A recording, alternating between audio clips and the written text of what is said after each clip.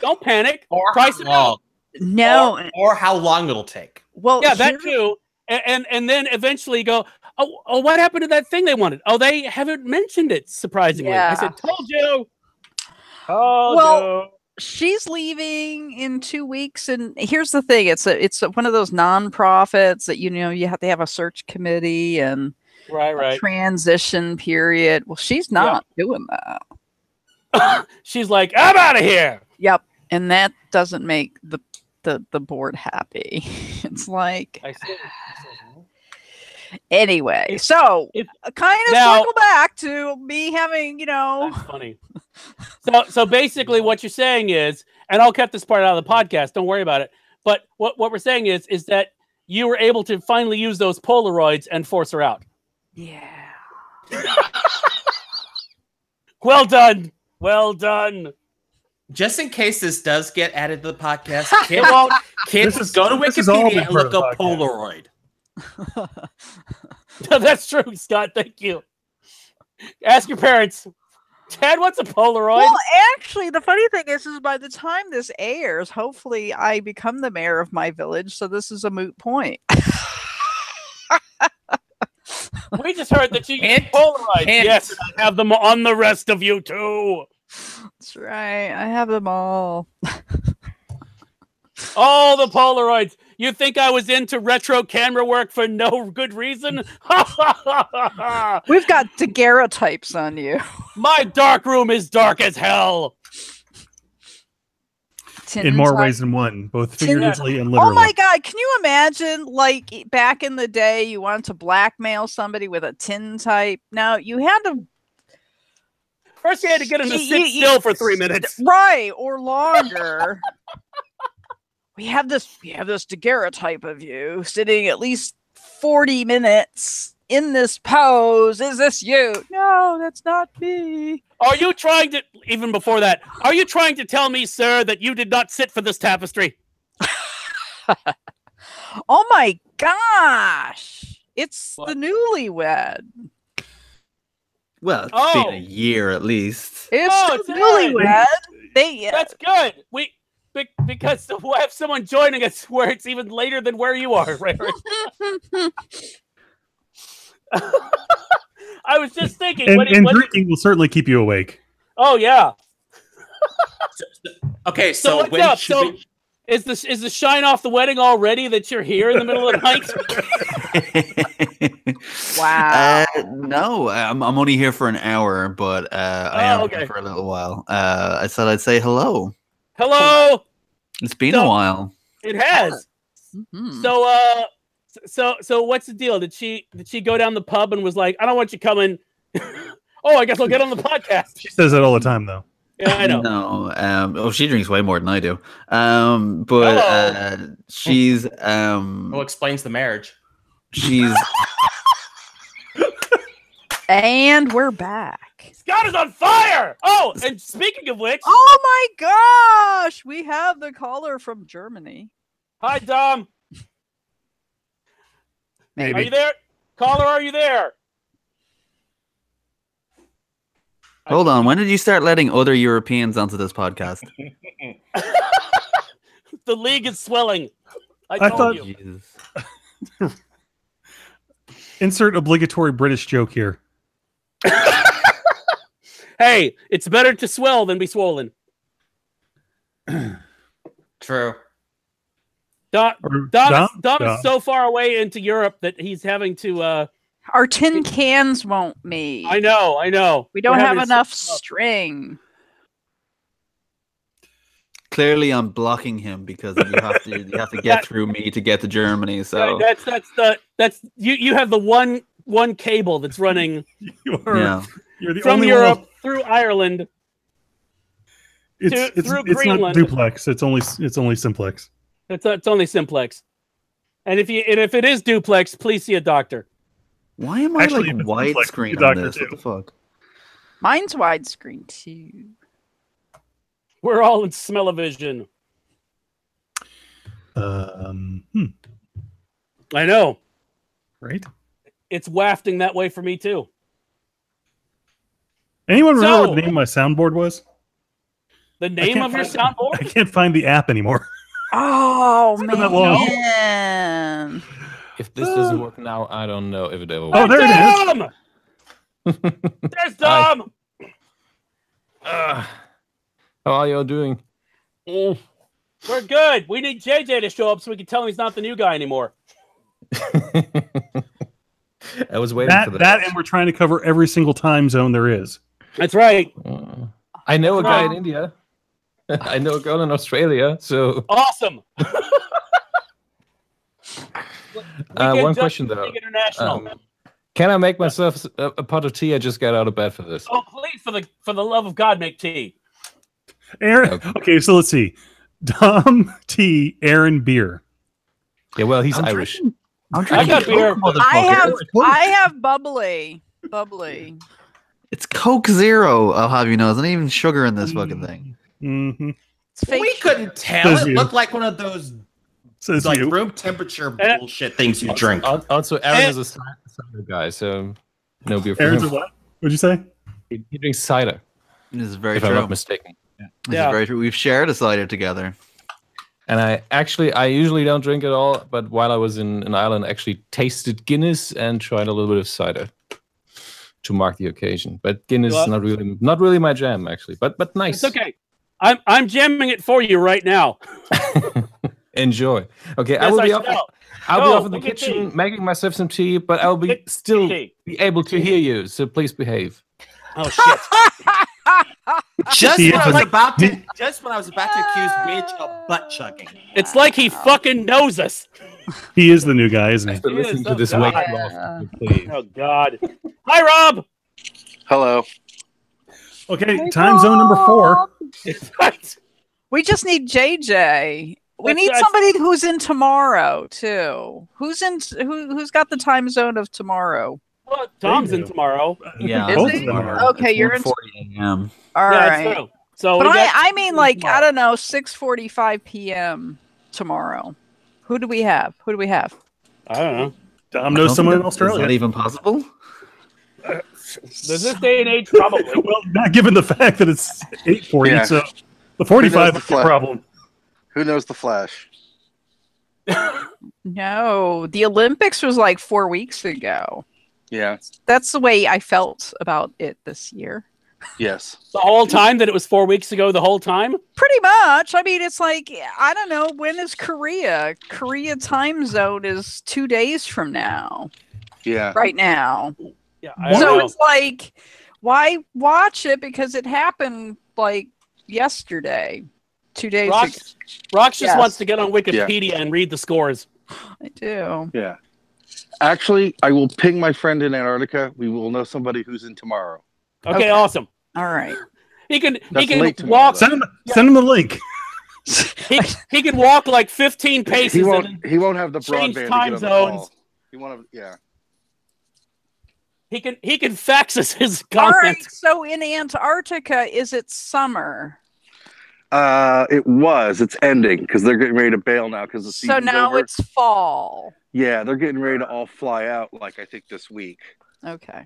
Because all the experiments and stuff have to end by the end of this week or next, and then then they go back next season, which is November. Stop.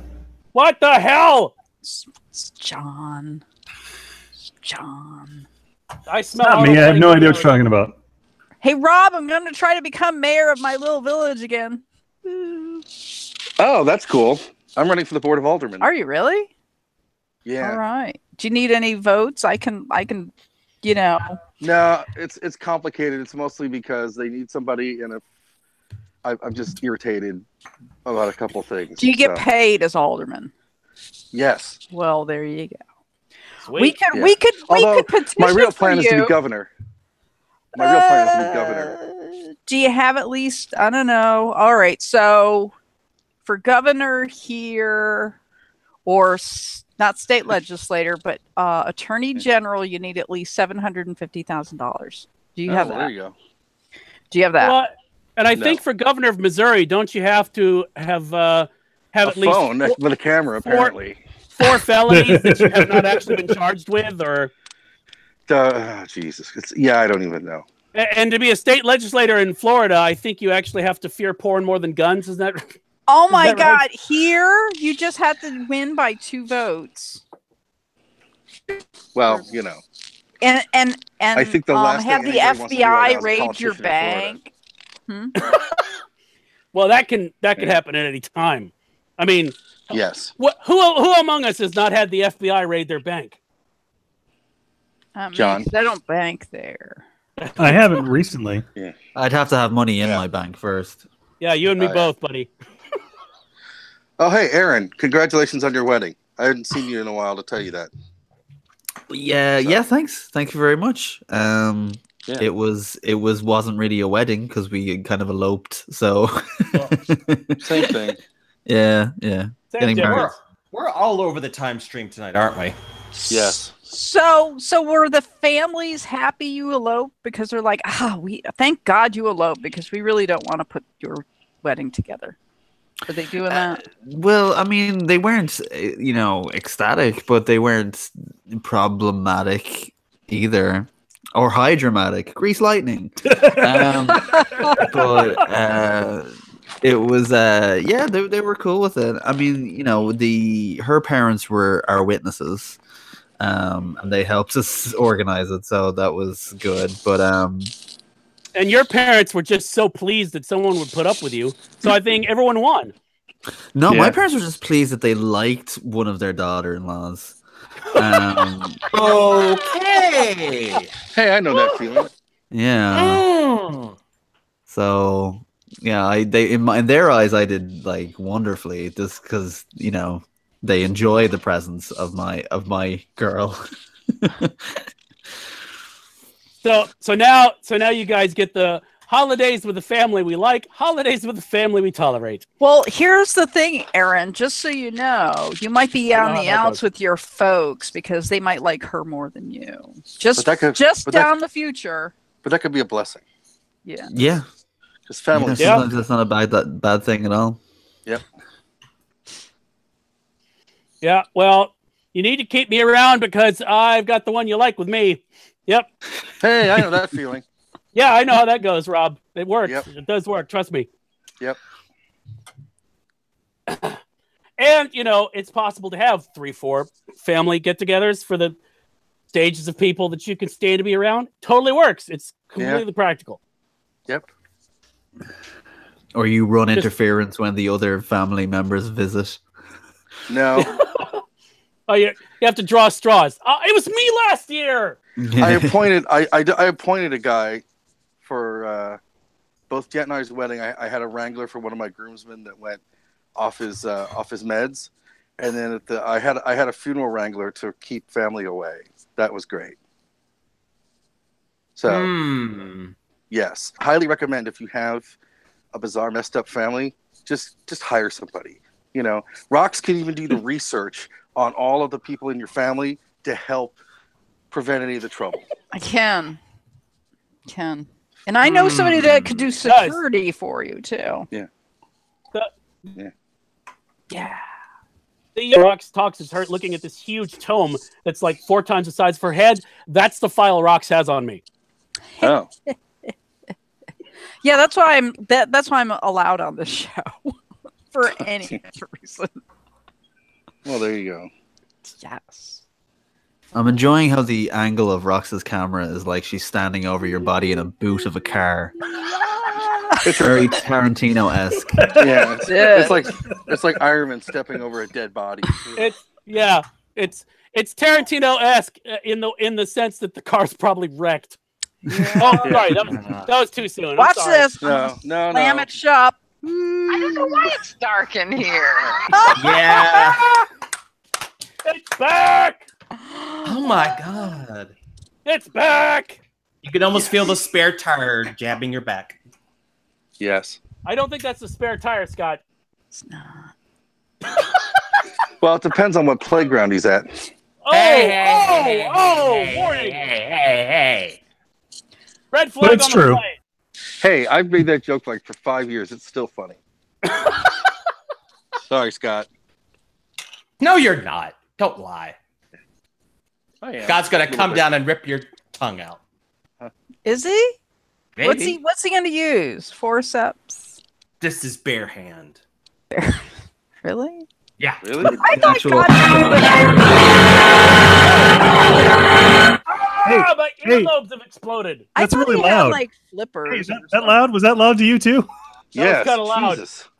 He All I doesn't- know- he doesn't have flippers. All I know is that Scott needs to stop getting inspiration from Mortal Kombat finishing moves. God damn.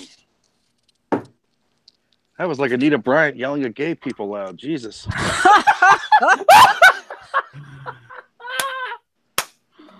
Ah! Oh, Kids, Oh, for wait a those of you minute, who wait don't know, look up Anita Bryant on Wikipedia so you can understand what Rob is talking about. Yeah. actually, we gotta ask John. Are you in your new home yet? Are you still? Absolutely not. Wait, John- You're John has a new still- home? Yeah. Well, yeah. I'm in my apartment right now. Nice. Oh, Congratulations. so did you have to send your children out? It's like Daddy's. No, they're in the other room. This is yeah. Keep Well, it down back there. If you see We're any new trying to kids on watch a the UNICEF show. billboard, John's renting them out. we are currently 45 to 60 days out. So Really?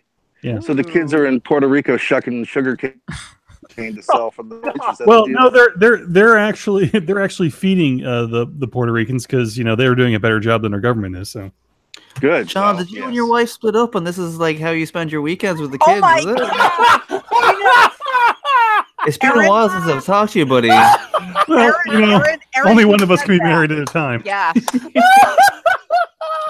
Aaron, I just- the first time he's like, "Yeah, I'm in my apartment." I'm like, "Oh, are Well you played. divorced?" Oh He's my like, God! It "No, no, finally no." happened. It fucking happened. Well I played. thought the same thing too when he mentioned it. In case anyone was wondering what happens when we all get on the podcast bitter and angry, now you know. Or as we call it, Tuesday. Pause that refreshes every 15 minutes. Sweet Jesus. My brain. Should have tested this beforehand. That is the John. story of our lives.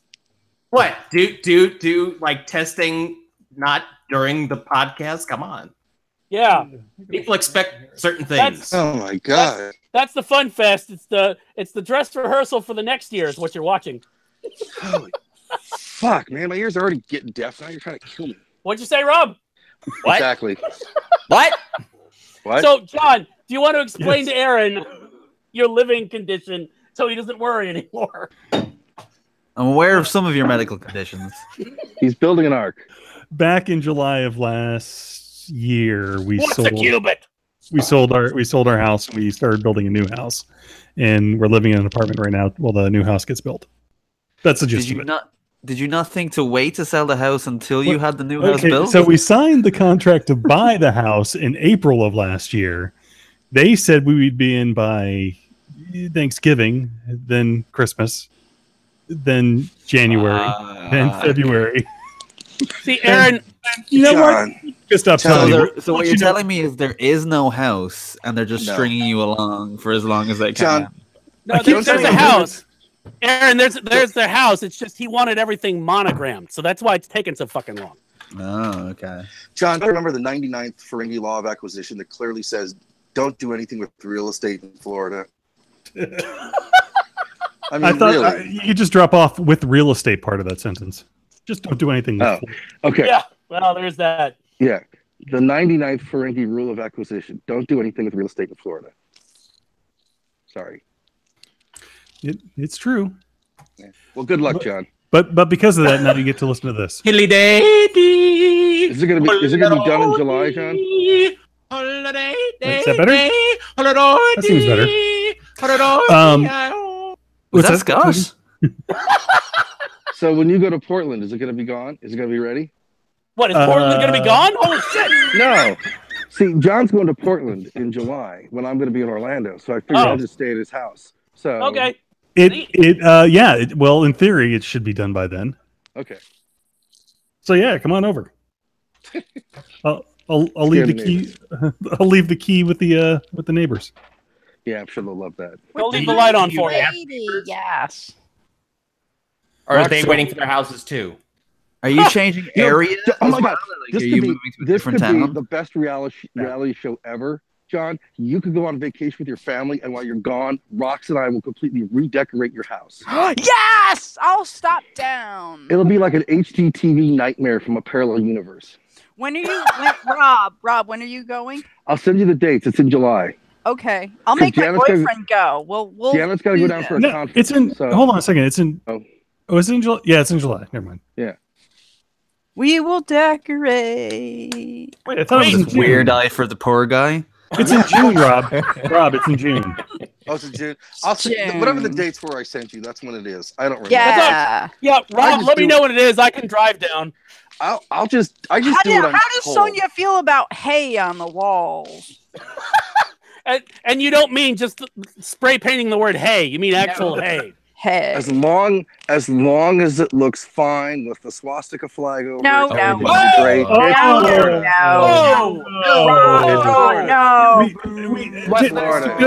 Bye. Is Rob aware that we who we have on the line? Probably not. And now, due to their laws, he has to go offline now. Rob, this is Dom from Germany. Dom, this is Rob. It's so nice to finally work with professionals. I'm so happy. Sorry about the war. Totally awful.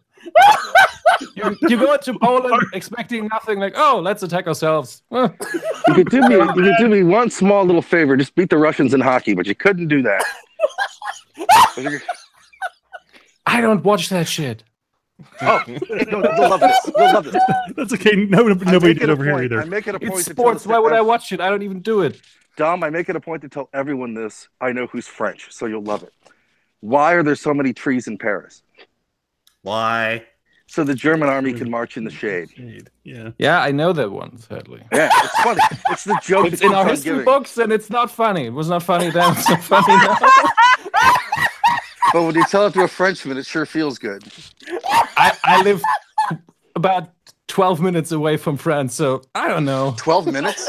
Yeah. Oh, do you have a house like Voltaire, so like where the front door is in France and like the back door is in Germany, so that they come to get you, you can run out the back door? It's good. My grandmother. Because if you have that, Rox and I would be very interested. Yeah. My grandmother actually grew up right on the border in the border house. I don't know, that's the wrong word for it, of course, but right on the line. And we're in Europe now. It doesn't matter. We will get you anyway. Yeah. I was speeding in Luxembourg. Yeah. They fine you a month worth of your whatever is going into your bank account. It's hell. Wow. Way to bring the down. As a bit of advice for a new guy, Dom, whenever these sort of questions start happening, just start pretending that your internet connection is cutting out. So if you're getting grilled about weird, like, you know, racial bigoted politics, just go. I do that when I had to talk to the FBI at my bank, but you know, my family jokes. So. You know, I know a German guy, therefore I can make fun of Germans. Sorry, yeah, exactly. I'm sorry I insulted you. No, you didn't really, but I mean, if you were a Nazi, I'd be offended because I hate those guys. We can hang a Russian flag on John's wall if that makes you feel any better. I don't know how I feel about Russia. They don't know themselves, I think. Okay. Well. But by the way, I usually pick in every podcast I'm in the one guy I want to make laugh, and in this case, it's of course Widge because wow. Okay. Yeah. First of all, you're easy. Yeah, I'm easy. We all agree with that. Everybody knows that. Wait a goddamn minute. Who's Scott, it's about laughter. It's about laughter, not the thing you do on Instagram all the time when I post a selfie. Okay. Okay. That's it. Good night. Fuck all of y'all. I missed that one. You know, I believe, Dom, I believe you are not familiar with the American custom of rock lobster. I am. Oh. I've been listening to 200 episodes of this shit. Well, first of all, that's very sad. First of all,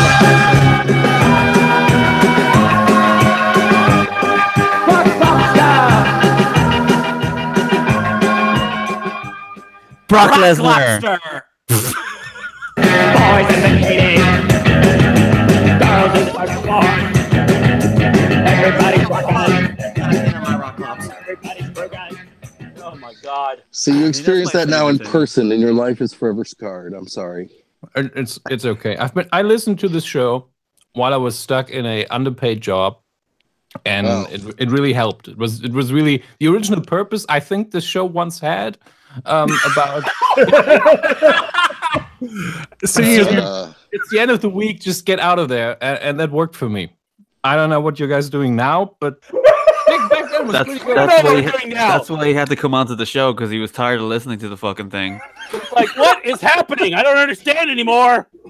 Yeah. Have we begun? I don't know. We've begun. Good. We should do introductions though, because we actually have a crowd of people. Yeah. All right. So we'll do introductions before anyone leaves.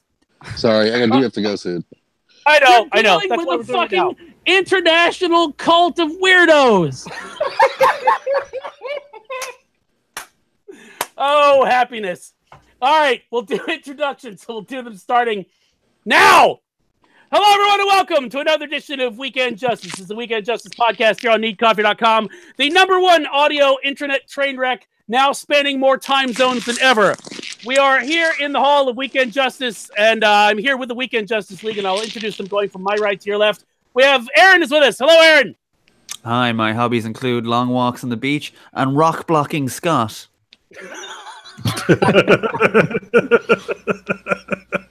Chef on a potato.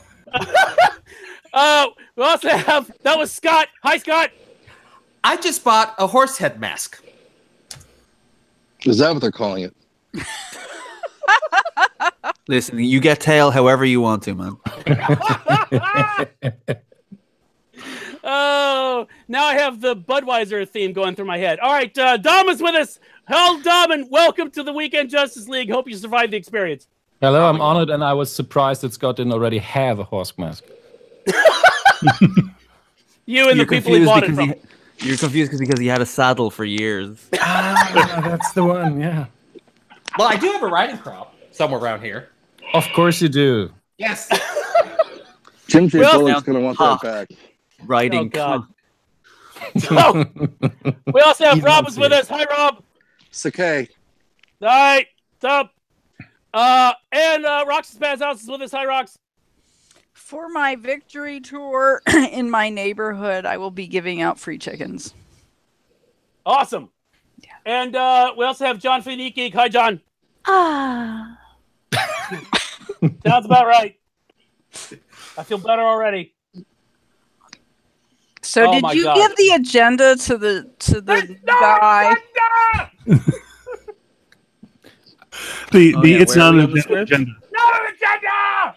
You know what? No. Okay, so I have a meeting tomorrow. I'm going to print that out and bring it to the meeting and see what happens. Can you laminate it, please? I can, yeah. You know, Rox, because you're doing that, I have a meeting tomorrow with a client at Humana, and I have to bring notes, and I'm going to bring it and show them to it too, just in solidarity. Yes. It'll be great. Do we have the minutes from the last podcast? No. Okay. We never had a recording secretary. Yeah. Scott. Well, I mean, according to most of the world, we never have a recording anymore because we're not paying them anyway. So.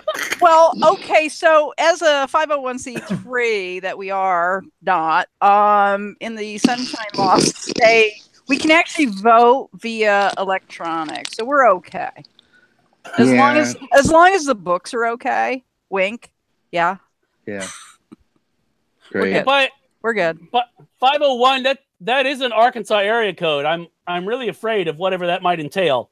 No, 501c3. Oh! Yeah. Right. That's a robot in Star Wars. Got it. Exactly. Yes. That's a non-profit. They get no credit. They get no credits. Android in Star Wars. Yeah. I don't get no damn respect. No.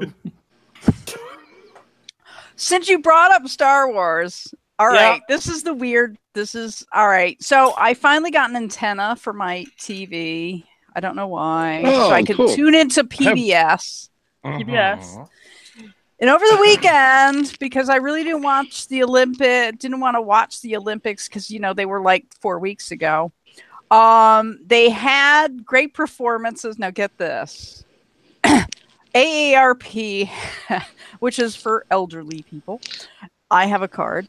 They had an awards ceremony for movies for grown-ups. And really what the awards show was for all the movies that they knew were not going to win the Academy Awards. So, so Star Wars won Best Film for Grown-Ups. Laurie Metcalf won for Best Actress for, Grown-Ups, because she's not going to win. Yeah.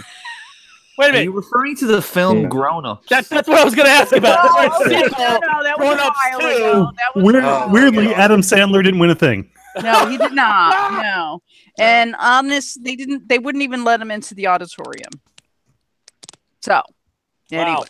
So this just reminds me of when Star Wars was played and then, award ceremony came up. Does anyone remember the sci-fi awards for films and stuff way back in the day? Yeah, like the early sort of mid 80s.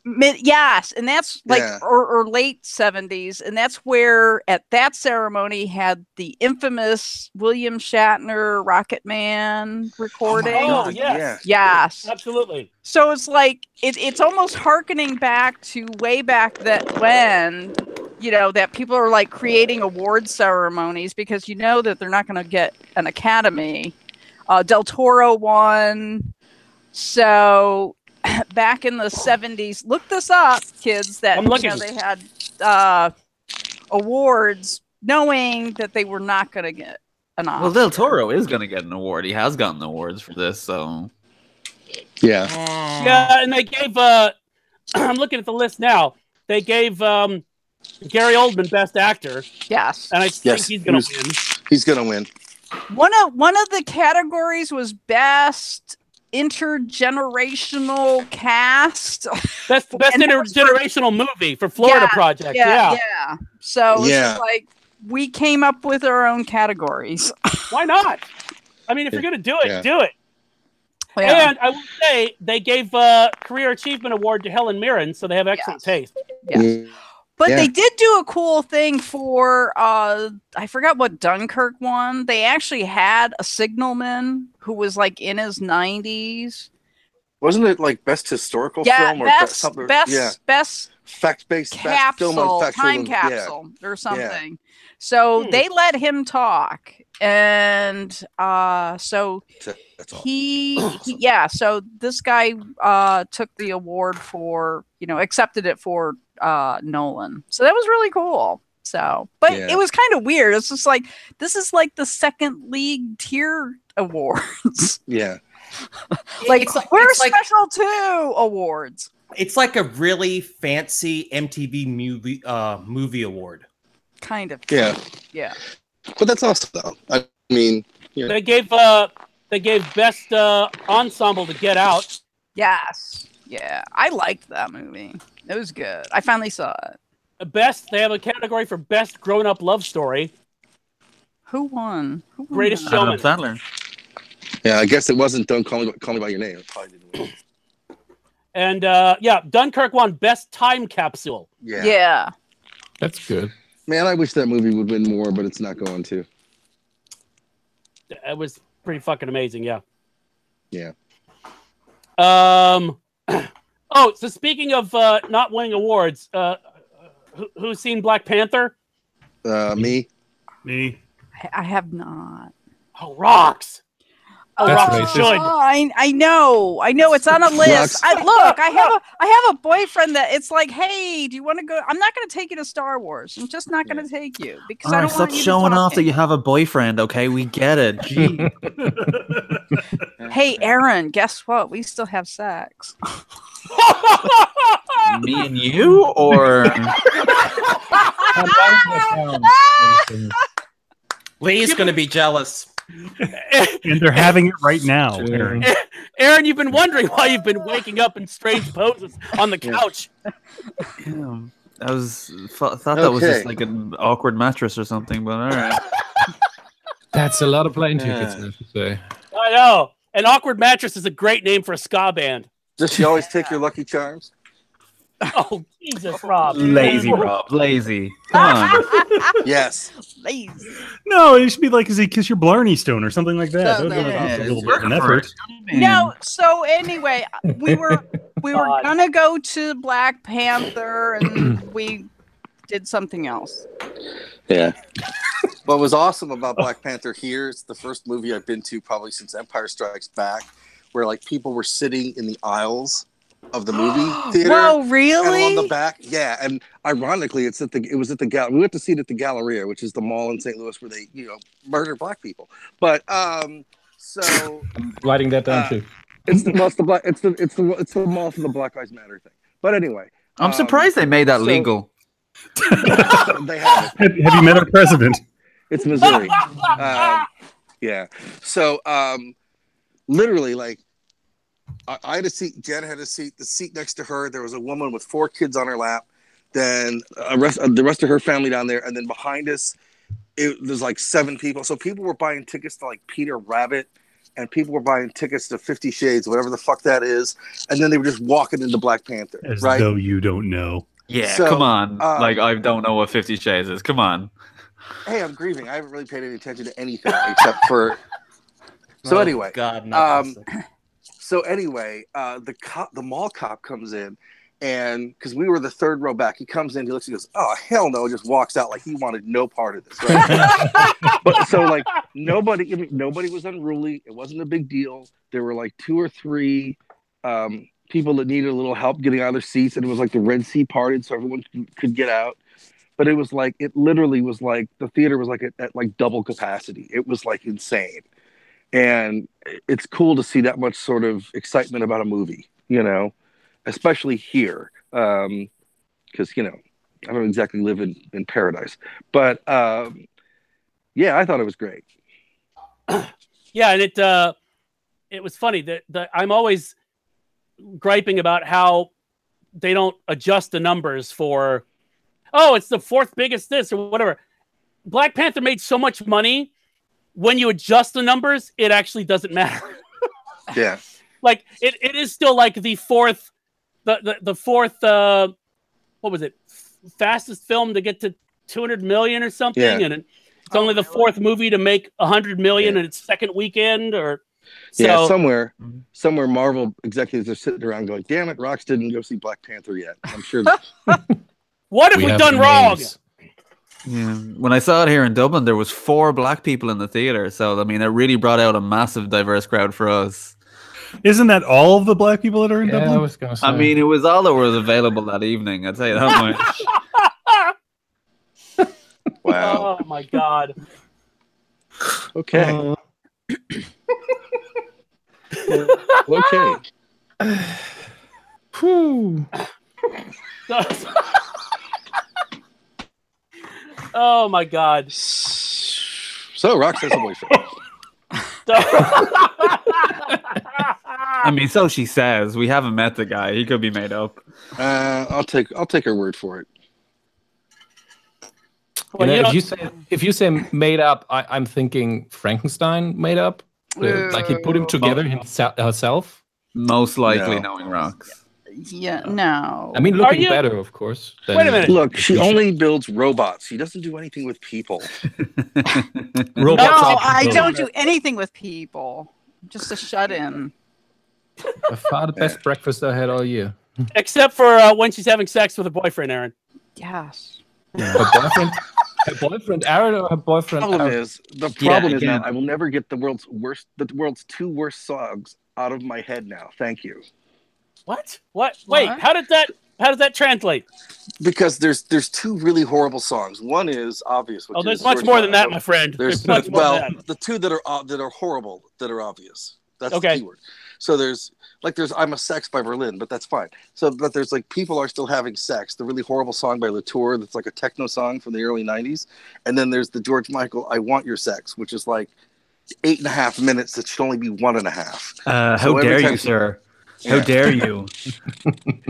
I have no problem with any of the other George Michael So that one was fun. So basically, we need a mashup called "I Want Your People to Start Having Sex," or keep having sex. Sure. So you're comfortable with "I Want Your Sex" Part 2, which closes out the album? No, I closed out the album with "Sex Dwarf" by Soft Cell. For me, the weird thing is I didn't understand song. I understand sub, and I was not sure if he meant a subreddit on Reddit or a sub sandwich, and my brain was just, oh, where's this going? Especially with sex. Well, sex sub. which reminds me, I've not told Rox about Sex the Sub, another Global ska Initiative band. yet. What? So Rox, the SUP Global Initiative is now me trying to learn how to say SUP in as many languages as humanly possible. Is all right. So what do you got? Let's hear it. Well, Sup. right now it's SUP, Lissup, and then there's Sakai, which we Wait, with there's a less up. No, back up. There's also an my L friend, Sup. No one says the sup. my friend who's French, I said, how do you say sup? He goes, I don't know. I would say let's up. And I'm like, okay. No. So He does it in a crappy French accent as well. that's right. He sounds like Pepe Le Pew. Or he's on. He sounds like he's on Allo or Pepe Le Pew. Oh my! But the other one is which I maybe learned somebody says soup. Soup. Like Sakai is how you would say it in Farsi with a Afghani Uber driver. So yeah. All right. I don't know. See, when people come to town, Rox, just to show you the level of fun. When you come to town, I showed you Vincent Price's house. Widge comes to town. He gets to meet an Afghani Uber driver. I'm just saying, quality. And I saw a Sylvester Stallone as Cobra on Black Velvet. Oh my God, that was so great. Oh my God, yes. Wow. Oh, you know what a friend of mine is doing? Oh, and I have the Ultimate Warrior. I don't want to know. I honestly do not want to know. No. It relates. Not on live camera. Not on live camera. No. What they're YouTube still has some standards. He's in a government office that has like bare walls and no money for like decor. So he and a bunch of his office people are like going to like flea markets and garage sales and getting like ridiculous velvet paintings up on the wall. All right. What government office is this? Glad we learned that. Well, I put on a Facebook. I think it's Children and Families, I think. Scott, I love you to death, but you're fucking weird. It's not me doing this shit. It's this guy I know who's like putting like black velvet on government walls. It's his friend I had. That's what Dahmer said. It's not me going to the fridge. Yeah. Oh my lord. So look, damn, my sense of humor has been dormant for 6 months. Wow. It's hell right now for everyone That's around. true. That's true. Watch out. Watch out. So you're shooting like comedy ropes now? That and I'm drinking again, which has been amazing. Oh my god. Happy days are here again. Yeah. I really do need 27 inches. Oh, Rox, did you hear back about? That reminds me. Let it play out. Did you Let it hear play back? out. Did you hear back about your status yet for the con? No. Okay.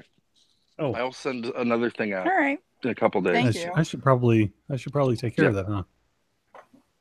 Yeah. I forgot to. Well, I've already filled that out. Rox, I've already told we can't have a fifth for our second line for Night of 1,000 Fist Bumps Okay. unless we get every. Did you explain to everyone else what you were trying to do? I'm trying, like in New Orleans, they have the second line, right? Basically, a band will follow you around, like a marching band will follow you around. I'm trying to get Rox and I a marching band for Dragon Con, basically to do nothing but follow us around at night and play. Let's get one of the Daft Punk cosplayers who has that like boombox on their backs. This is true. Yeah. That's kind of cheating, because part of the artistry is them making the music up as they go along. And all that other stuff. Just grab a drum circle. They got plenty. Oh my god! Those are Yeah. hippies. We could do a drum. No, Yeah, those are we could hippies. get a drum. He wants nothing to do with hippies. No. We get one of the guys with the pickle barrel thing and the Oh, sticks. that's a good idea. Yeah. Is Yeah, I pickle think- barrel a euphemism? So we just get No, we just get one of the homeless people that are outside.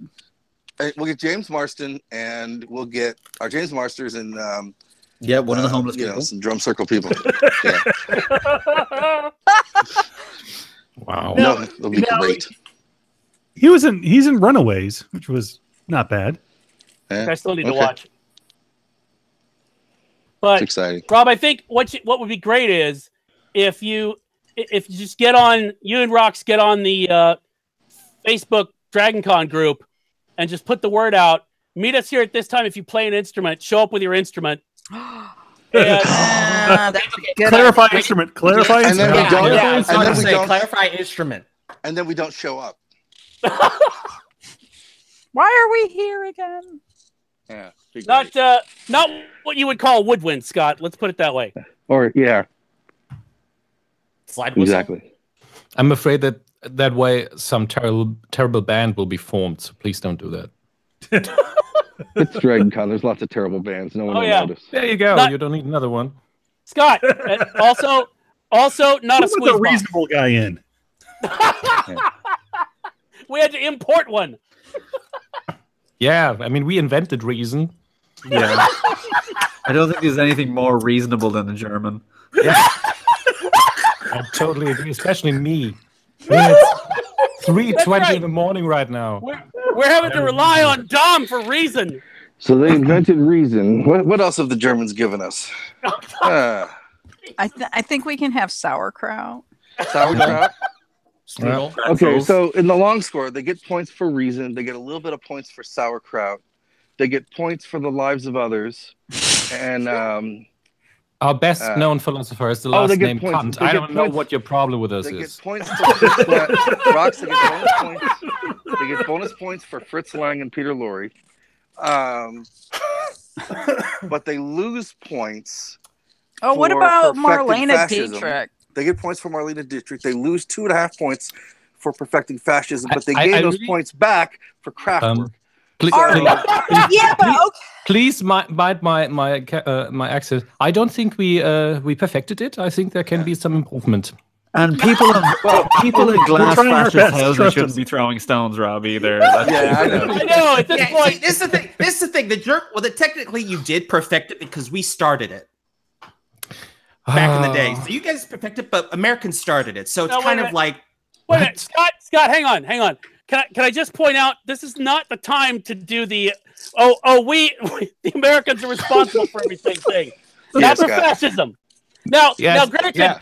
we're in the throes of it right now, thanks to our current president, and he may be perfecting it. Yeah. I think nobody should throw blame around right now. I mean, And you get points. You get points for Goethe. You get some serious points for Goethe. oh, definitely Faust. Yeah. yeah, you Yeah. get points for pronouncing it almost right. I don't Most speak the people German. I no, don't speak the German talk. Yeah, most people don't even get close. And I went, who do you mean? What? Gethy? Who's Gethy? Goethe. Who's Yeah. Greta? Greta who? What kind Is of it goat? No. Is it pronounced Goethe or Goethe or none of the above? It's pronounced girth. Okay. or with whatever Lady. you're looking at from Goethe. Oh, Gesundheit. Yeah. Oh, Jesus. Come Yeah. on. Wow.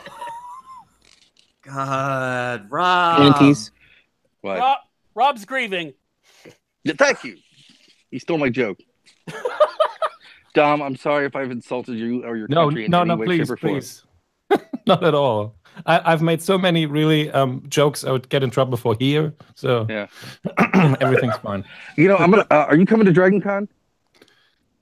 For about 8 years, I wanted to go, but I never had the time. I mean, it's an 8-hour flight Okay. to even set foot on your very lovely stolen Send- land. So I don't know. And currently letting people Send in me- is not our forte. I won't Yeah, give that's- this- I won't. that's give, the I was thing. gonna- But he's I white. was gonna give He's this white. to Rob. This is so I'll true. give it to you. Yeah, I'm white, but look at my Twitter feed, and Trump will probably personally come by and kick me out. I don't So- know. Like he I was to give understands this to German. Rox, but I'll give it to you. Send me your address. It's a joke book from the 20s called 100 Joke Books About the Hun. Oh And my it's god. horrible. It's horrible, but you'll laugh your ass off. You'll put it on Yeah. your bookshelf. Well, Of they course, even great let jokes. that in through the post. Oh, that will work. Yeah. God. There is no big Oh my God, it's sticker great. cover or something. No, it's Good. this like post World War II, like we're scared of German socialists. You like, mean book. one? It's crazy. It's crazy, but Don't it's you awesome. mean World War One? Yes, World War, like post World War One. Right. You said the 20s, Scott. You said World the War 20s. II. Whatever. I'm grieving. Time is irrelevant. Oh, and you do get points, as Rox will back me up at this. You do get points for the Weimar Republic.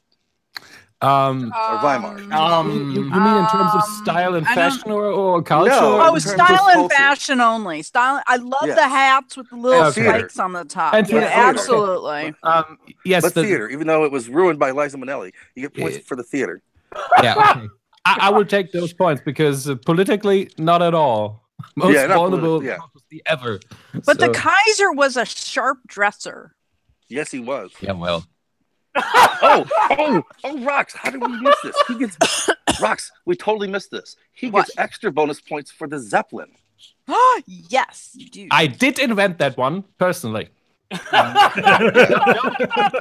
I have nothing to do with because otherwise we'll be back here talking about World War II again, and I had nothing to do with that either. So, but I'm sorry. And you get more points for Count von. You get more points for Count von Count. His default stance is, I'm sorry. Whatever it is. I would like to correct you, Rob. Count von Count is Romanian. Oh. Yes, of course. Same thing. One mistake. Well, you know what? American education system. That's all. Yeah, that's true. Oh my God, yeah. The fact that he knew it was a European is you know, a win. There's no place for Count von Count in a modern America. I'm just saying. That guy's going back. What? That would be amazing. I want to see the Sesame Street special A Steven Spielberg film. where ICE comes after him. We have Yeah, the but- best but- vampires. But he escapes because he's a vampire. So Yeah. God. Fair enough. there you go. We got Next to build podcast, a wall of garlic to keep the vampires out. Next, get a Belgian on. I'll ruin his culture in 20 minutes. I'm sorry. No, you didn't ruin anything. We're doing that fine by ourselves. It's good. Oh, no. I would argue right now that the best American democracy is living in Germany. The what? The best shining model of American democracy right now is probably doing well in Germany more than it is here. Why is it American democracy? You didn't invent democracy. I know. It's okay. He's grieving. We perfected it after killing millions of people that were here before Yeah, us. after the salad, they invented democracy, okay? No, I thought the Constantinopolian people invented salad.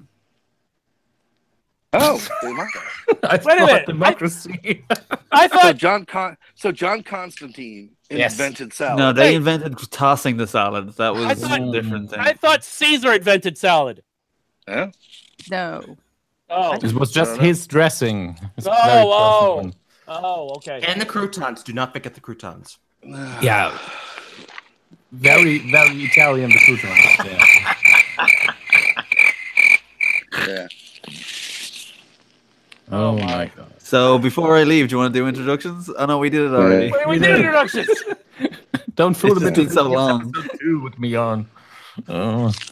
Oh God. Well, but before you go, do you have any recommendations for anyone, Aaron? Oh yeah. I recommend a new president. Yes. We're working on So that. do we. We're working on that. I As second I'm that motion. Can we get that on Amazon?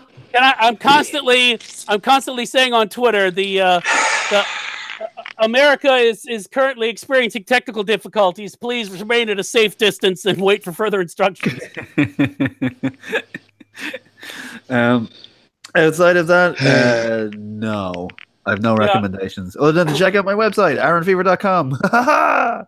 Yes. I just saw your latest food thing. Shit on American chocolate. Oh yeah, I hated all of it. Yeah. American chocolate is shite. It really Yes. is. Yes. It really It's is. bad. That's why Yes. the foreign stuff. Yeah. That's why foreign stuff. Oh my God! Wait a minute. So, Aaron, did you eat Palmer chocolate? Oh. No, I had like kind of Oh. 5 very bog standard chocolate bars. Like I had like a 3 Musketeers. That's and I like had, the like, worst candy. Yeah. It's Yeah. bad. It's brown It's the candy wax. I heard the most about growing up. You know what I mean? So I had to Oh, try okay, it out. yeah. Yeah. Nice. Aaron? Yes. Aaron? I Yes. really do love the podcast you do with your wife. That's really Oh. good. Yeah, it is really good, Aaron. Thank you very much. Yeah, we're due to record another episode this weekend. She had a very busy week the last week since we returned from America, so there's been a bit of a delay in getting another one out there. But yeah, we're due to record another one this week. You're happy because when I listen to that, Janet goes, "No, why can't you do always insane?" I say because it is. I'm not 100% sure what you just said. What? No, could you say that again? Okay, so I've listened to your podcast at home with my wife. Okay. And she'll listen to that, and then she says, "See, why can't this podcast right now be more like that?" Well, first of all, we have like 400% less members on our podcast. So. Yes, but one big member, from what I know. it's fine. No, it's really, it's medium Aaron. size. It's really nice. I just wanted, regardless of that, it's Yes, this really member nice. is very nice. Thank you. Well, No, not your member, your been podcast. John, get your ass out of the gutter. That's Scott's job. No, it's been fun to do. I kind of was hoping to, because I find Darcy very funny and very interesting when she's talking about, because she knows a lot of crazy stuff. Like, Well, I she's, hope that you find her interesting. Yeah. honestly, Because they're I've- getting married. They're not somebody who's thing that's not very good. yeah, I've had relationships with people I found a lot less interesting. I'll say that much. But, Most of them yeah. are on this podcast. Hey, no. John, I find Rox perfectly interesting. I don't know what you're talking about. especially when she's drugging Aaron to have sex with him. Yes. Oh my God. That was Lee. And what was the name of that podcast again? It was Fever Talk. I almost forgot. But you can find it at aaronfever.com, the website that I mentioned earlier, where you can also find my comic books and my video series and all the other things that I do. It's Aaron World. And your Patreon. And my Patreon, which it might go away this year actually, so we'll see what happens. Yeah. Oh, really? Well, I'm applying for day jobs again. So if I get an office job, I wouldn't feel good about Congratulations. keeping the Patreon. Yeah. I'm going back to office life, I guess. Nice. We'll see. I'm in the middle of some interviews with one company now, but we'll see how we get on. Nice. But, yeah. 3 years of that sweet, sweet freelance life of being full-time funny. Hashtag full-time funny is almost over, everybody. Oh Yeah. God. Damn it. Damn the suppression. So would it be part-time funny or quarter-time funny? Spare time funny. Spare time Yeah. funny. Okay, gotcha. I understand. Oh, and speaking of the comic books, as I may have mentioned online, but since it'll probably be another year before I talk to you again, it is so fucking cool that your name is on so many goddamn comic books. Yes. Yeah, I know. There's 8 currently that are physically existing in the world. And like most of them are available in some comic book shops. So Awesome. Yeah, like, a handful of comic book shops, but still comic book shops. That counts. Yes, That totally it counts. It's Yeah. it's more than most of us. Get your stuff in a library. Yeah. Yeah, I haven't figured out how to do something like that, but that would be You cool. talk cool to a do as well. librarian. That's Yeah. what you do. Well, they're all state run here, so there's rules in place about what they can take in and what they can't. Well, there's so libraries here. Yeah. I'll put you in our library. Yeah. just physically put me in your library. Just Oh, like Yeah. stand in Yeah. the We, corner. yeah. We can do that. Yeah. And then after 6 months, I'll ship you down to Rocks, and you can, So You can travel the world. Yeah. Yeah. Yeah. Well, we'll see. Maybe I'll go visit a library in Atlanta the next time I'm in there. Well, I mean, they accepted a copy of my books for the British Library, so surely you could send one over there. Yeah, but you're good. Oh God! Oh, stop it now. That is very kind of you, but I doubt they read it and went, let him in. Could both of you please stop being modest? You're both Aaron, fine writers. Aaron, Really. Aaron, send one to me because I know somebody who actually works in cataloging, and she could put it in. Okay, She loves comics. Yeah, no. So yes, send me a postal address via email, and I will look into that. Okay, cool. We'll do that. And listeners at home, send me your postal address via email, but then also send me money, and I will send you a comic book. By the way, it's a good thing we got all this business out on the on the recording. Yeah, because someone's gonna hear this in the year 2020. Hopefully, if we're caught up by then. In the year 2525. All these Donald Trump jokes will be out of date at that point. And Jesus Christ, please. Jesus, we hope. Please. Jesus, we hope. Please. Let's just hope he's still a joke then. Okay. Well, it's only out of date because America will have been blown up by a nuclear bomb at that point. So, hey, bombs don't kill people. People kill bombs. Wait a second. Hey, at least it won't be porn, though. Yes. Oh my God. Oh, thank you, Florida. Fucking remind me. Oh, and hey, I'm not sure if you caught this part too. Is that they also the very next day went ahead and made sure that "In God We Trust" is prominently displayed in every high school. But again, won't take up the assault weapon ban. Well, that's the reason why there was shootings, is because people weren't trusting God enough. Right. Yeah. Yeah, they want to make sure that their kids think of God in their last dying breath.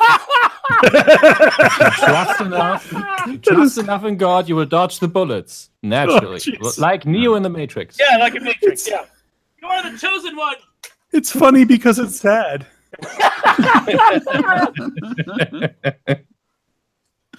Oh God, help us all, or not, because you're not really there. All right. Well, I love you all, and I look forward to talking to you all again in about 2 years. Yes. Sleep well. Scheduled. Tell Mrs. Fever thanks for letting you out of your cage for a little bit. I will do. And, okay, good. Bye. Bye. Bye night. Bye. Oh, was he gone? Can we talk It's an insane version of "And Then There Were None." Oh, it hurts in the best way. That's the pause that refreshes every 15 minutes, and we Quick, go to the agenda. What's next? I'm loading up the non-agenda. You don't need coffee anymore. You just need somebody whispering agenda. It's like when Caesar when the conquering general returned to Rome. Remember, thou art mortal. Remember, thou art mortal. And you wonder why Caesar did just go, shut the fuck up. Probably shut up. He did. His name was Caligula. Oh God. So the Solo trailer. Yes. So okay. What are people's thoughts about the Solo trailer, non-Beastie Boys version, just before that ever came out? Because let's face it, that kicks ass. I am intrigued. But there were two versions. There was this first teaser that didn't show very much, and then there was another one that had not the scenes of the teaser, but the more other scenes. And the teaser, I think, worked better, actually. That didn't show that much. It was better edited. But Lando Calrissian, that alone, I'm down. Yes. But what's the name of the new Solo? I forgot the actor's name. Oh, Heidenreich. What was it? Shit. He was in Hail Caesar, among other things. Let me. Yes, that I know, but I forgot his name. And I don't. I'm looking it up now. But he has this weight on his shoulders. He just doesn't give up any Solo vibes to me. It's just okay. Well, see, I had the same concern, but to me, at the very end of it, what I guess was the teaser trailer, when they have dodged they've dodged the TIE fighters, but then before they run smack into whatever star monster is. We're fine. That moment. That moment. The look on his face, I was like, "Oh yeah, that's Solo. That was his best moment, definitely, and it was written precisely to cause that effect." But and I will never judge the movie on him because it's just unfair. Nobody can be Harrison Ford. It's aside from Harrison Ford. That's right. And right. But that's the only weak point of the whole thing. The rest just looks awesome. Alden Emmerich. Thank you. Ian Reich, I think. Not Emmerich. He's not related to Noah, but it's Iron Reich, I think. Something like that. Yes. Yeah, no. What? I don't know. That's what it says on IMDb. I just love how impossible it is for a native speaker in English to pronounce CH in any way that is not not Klingon, is what I'm trying to say. But of course, he will be used to that because he's not German, as far as I know, or anything else European. Just everything that ends in CH would usually be pronounced, and that's you. I don't know why, but I think it's just not a sound that you have in English. So whenever somebody comes up like Roland Emmerich is how you would pronounce Roland Emmerich, and whenever somebody pronounces his name English, I'm like, wow, it's just Klingon. It just sounds like Klingon. Well, you know what it is that sound you were talking about, that or whatever it is, that hissing sound that does exist in English. That's when somebody narrowly avoids racking you in the nuts. That's the sound you make. Or in English, I don't know what it is. Or when Trump picks up his phone. That's also the sound we hear. There is now. What do you think about this whole thing about how they sort of show the corridor of the Millennium Falcon, and it's like practically pristine, and people have been comparing it to like how it is in the movies, and it looks so messed up. I mean, how long did it take Solo to? He's had it for like ever.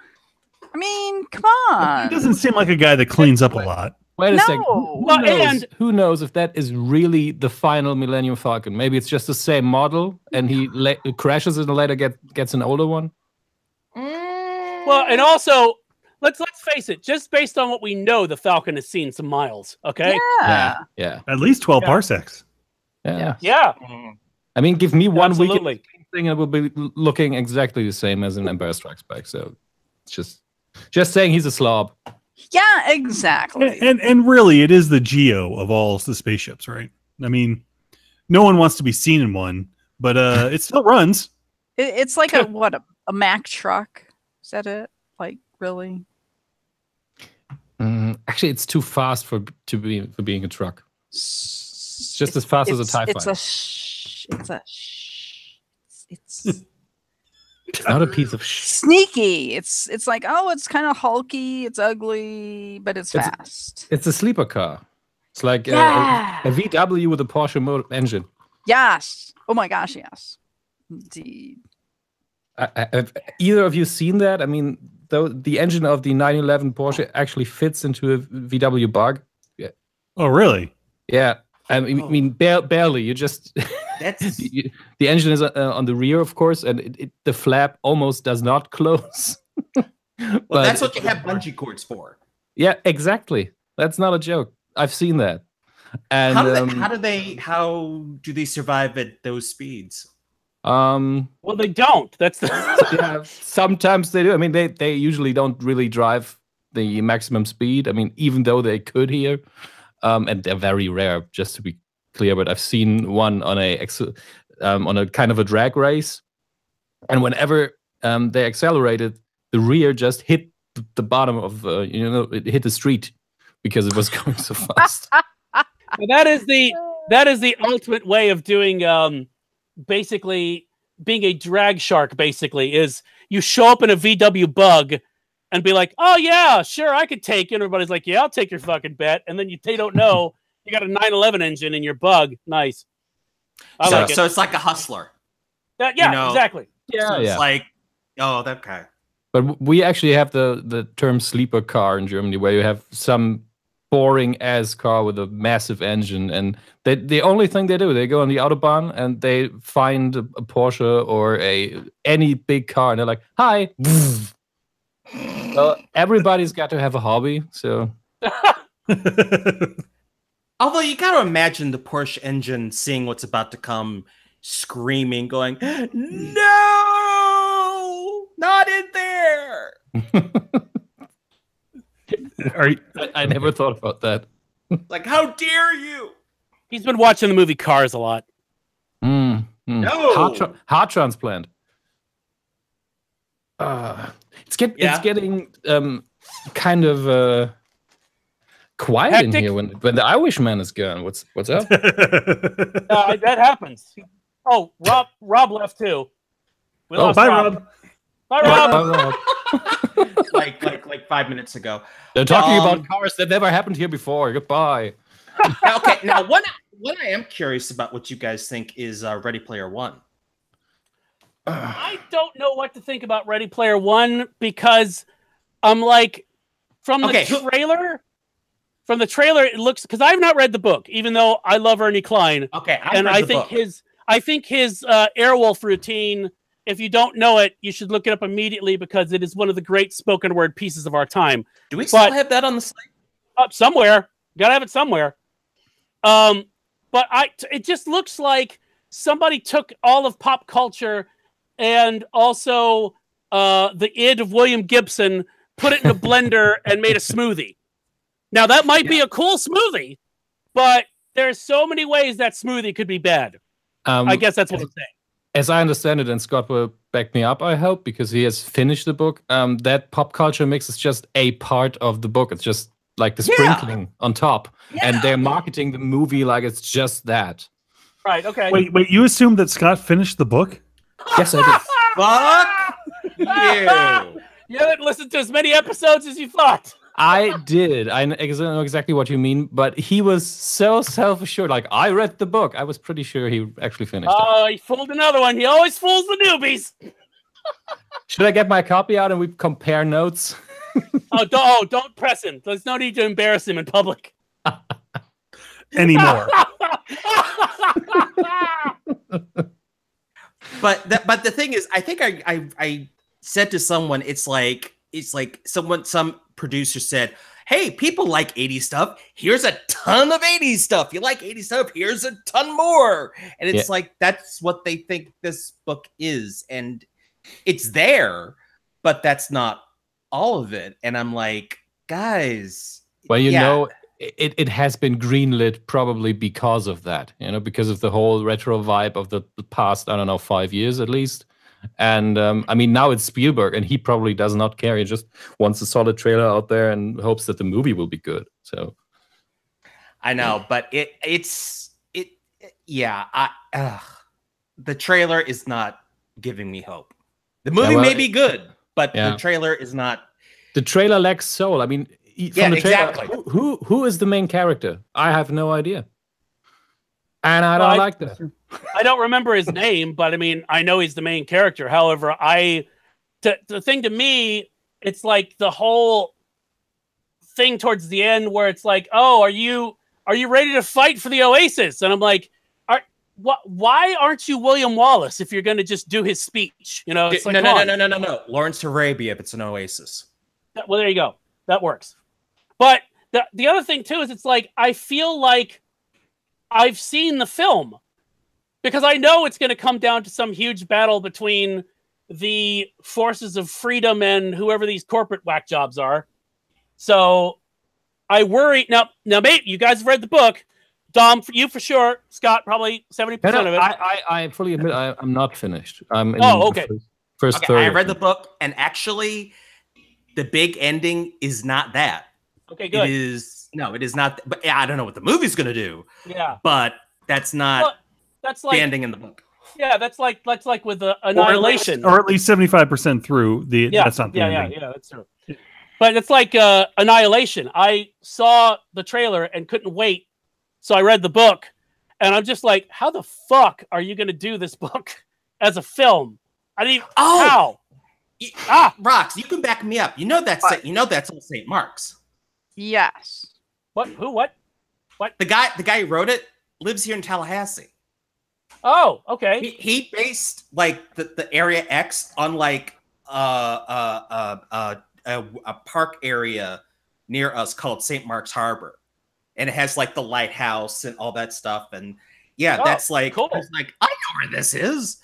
Admittedly, it doesn't have the weird foliage, but yeah. Oh, that's there's a whole lot more fucking weird shit in that book than foliage. Oh, I know. I'm trying not to spoil. I know. Cosette kept asking me, so do you know what's going on yet? I'm like, nope, 3/4 of the way in, still not sure what's happening.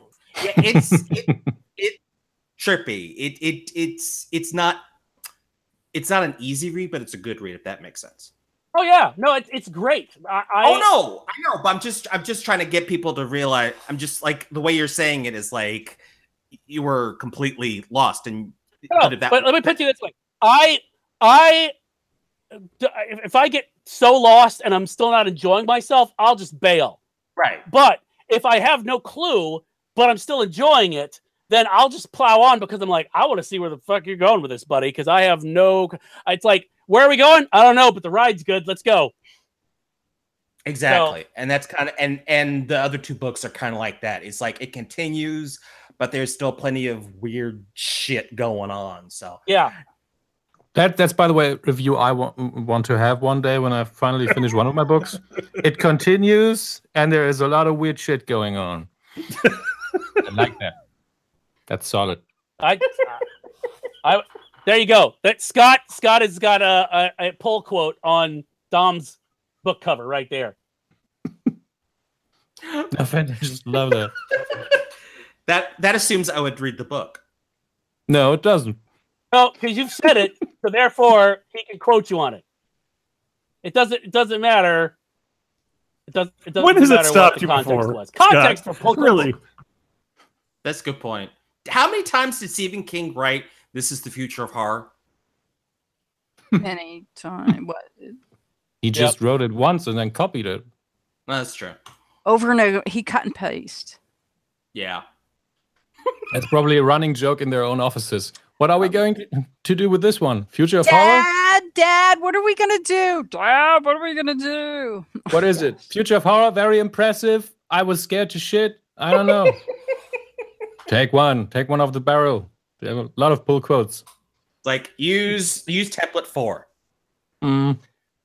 That's what. Well, it's like, for example, William Gibson himself commented on one of my tweets, "Harsh and sad," and I'm using that for a pull quote for everything I do from now on. Yeah. I cannot tell you how thrilled I was about that. Harsh and sad. Harsh and sad.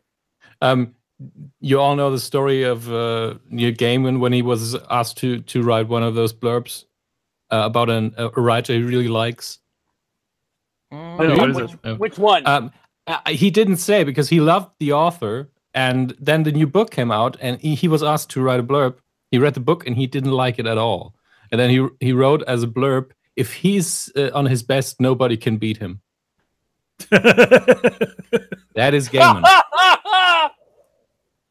He is like the politest person to get, because he was the let me start over. He was the editor for the best comics for the year, a comic book thing, and Linda, what's her name? Not Ellerby. She was the editor before, and he pretty much slammed her on her choices, but he came out so polite. It's like, it was just amazing, because it's like, wow, that's awesome that you have people like him, so it was great. But it's war. I'm not fucking kidding. I missed that one. But then there's that, yes. But the thing is, though, you probably all saw it, the Heart Attack of Kevin Smith. Neil Gaiman was the one guy who actually then wrote, "Holy fuck, get well soon." And I was like, you never swear like that. Just, okay. I did not see that. That's amazing. But what's the what was the other thing on the not agenda that you were questioning? The Venom trailer. Oh, that. By the way, Yeah, I love how in the not agenda there's an anonymous ferret. Yeah, well, we needed that. Well, of course. Earlier there was an anonymous chinchilla. So, I like chinchillas. but the Venom trailer, yeah, my son had a particular reaction to it when he saw it before Black Panther, which was that he's not pleased at all. He's very disappointed and has absolutely no faith that this is going to be any good.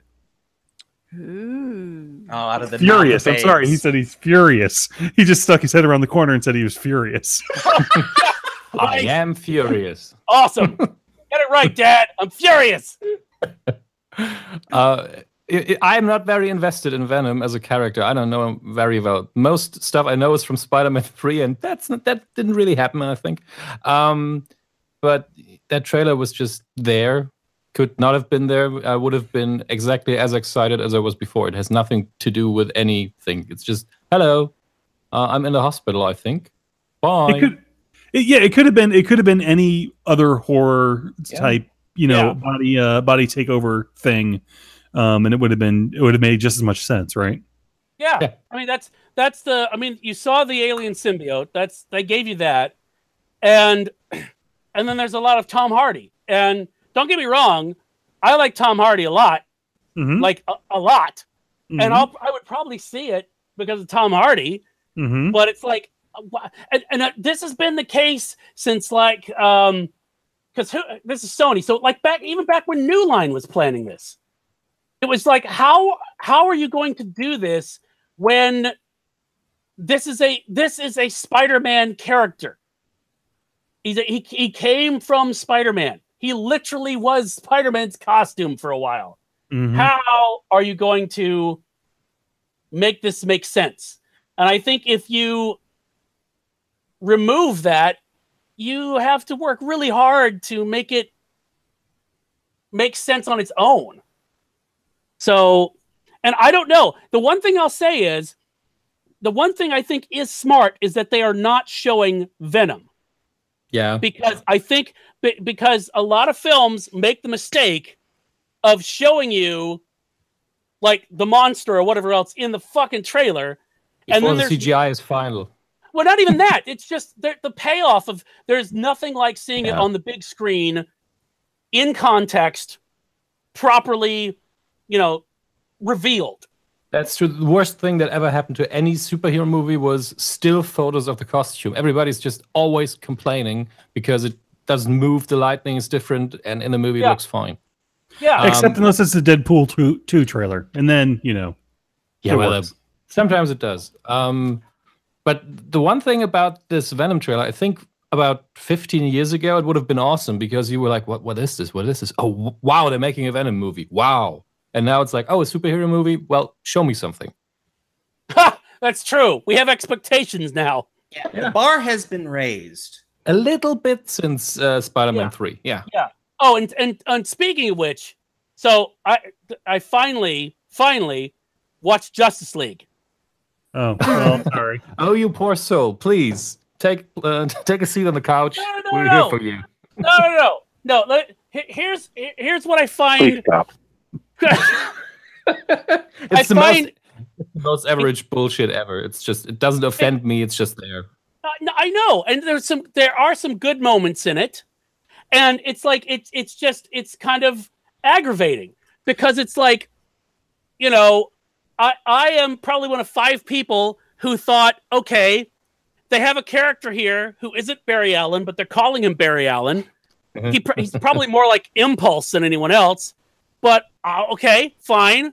And it's like, I even thought that Momoa sold Dude Bro Aquaman. Yeah, I thought so too. I don't understand Dude Bro Aquaman. I don't know why. Cool. I don't know why he's like that. Because you go into Atlantis and it's like, I don't know who any of these people are. Yeah, but which Superman has been a dick since Man of Steel, so they're changing everybody. No, I know. And I'm even fine with them changing it. I'm like, why? And what makes me crazy is that Superman's dead. Perfect. Now you have a chance to have all these. No, hang on. We all agree with you. We all agree with you. That's the best Hang summary of Dawn of Justice. Superman's dead. Perfect. No, but it's perfect because what you do is in the gap, because everyone's freaking out that Superman is gone, instead of that gap lasting the first 30 minutes of Justice League, you have these standalone movies where they're having to deal with the fact, well, what do I fucking do? Because there's no Superman now in my own corner of the world. What do I do? Well, that would have been amazing if they would have had a Superman anybody would have missed. He was just an asshole. I know, and that's not Henry Cavill's fault. No, but he's an asshole too. He is? Have you listened to interviews with him? He's just a douche. Oh, that's too bad. Is he? Oh. Yeah, I'm sorry. I mean, his performance is actually good, so I will give him that. But the Superman written and the person, Henry Cavill, two people I don't like. So well, that's fine. Because I love him in Man from U.N.C.L.E. I think he's great. He's a good actor. Yeah, but if he's a douchebag, so be it. But just like Ben Affleck, I like Ben Affleck as Batman. I think he's a great Batman. It's just they have so little. They give them nothing to do. It's like I don't know if they're writing Cyborg like that in the comics, but that's a fucking great interpretation of Cyborg as basically.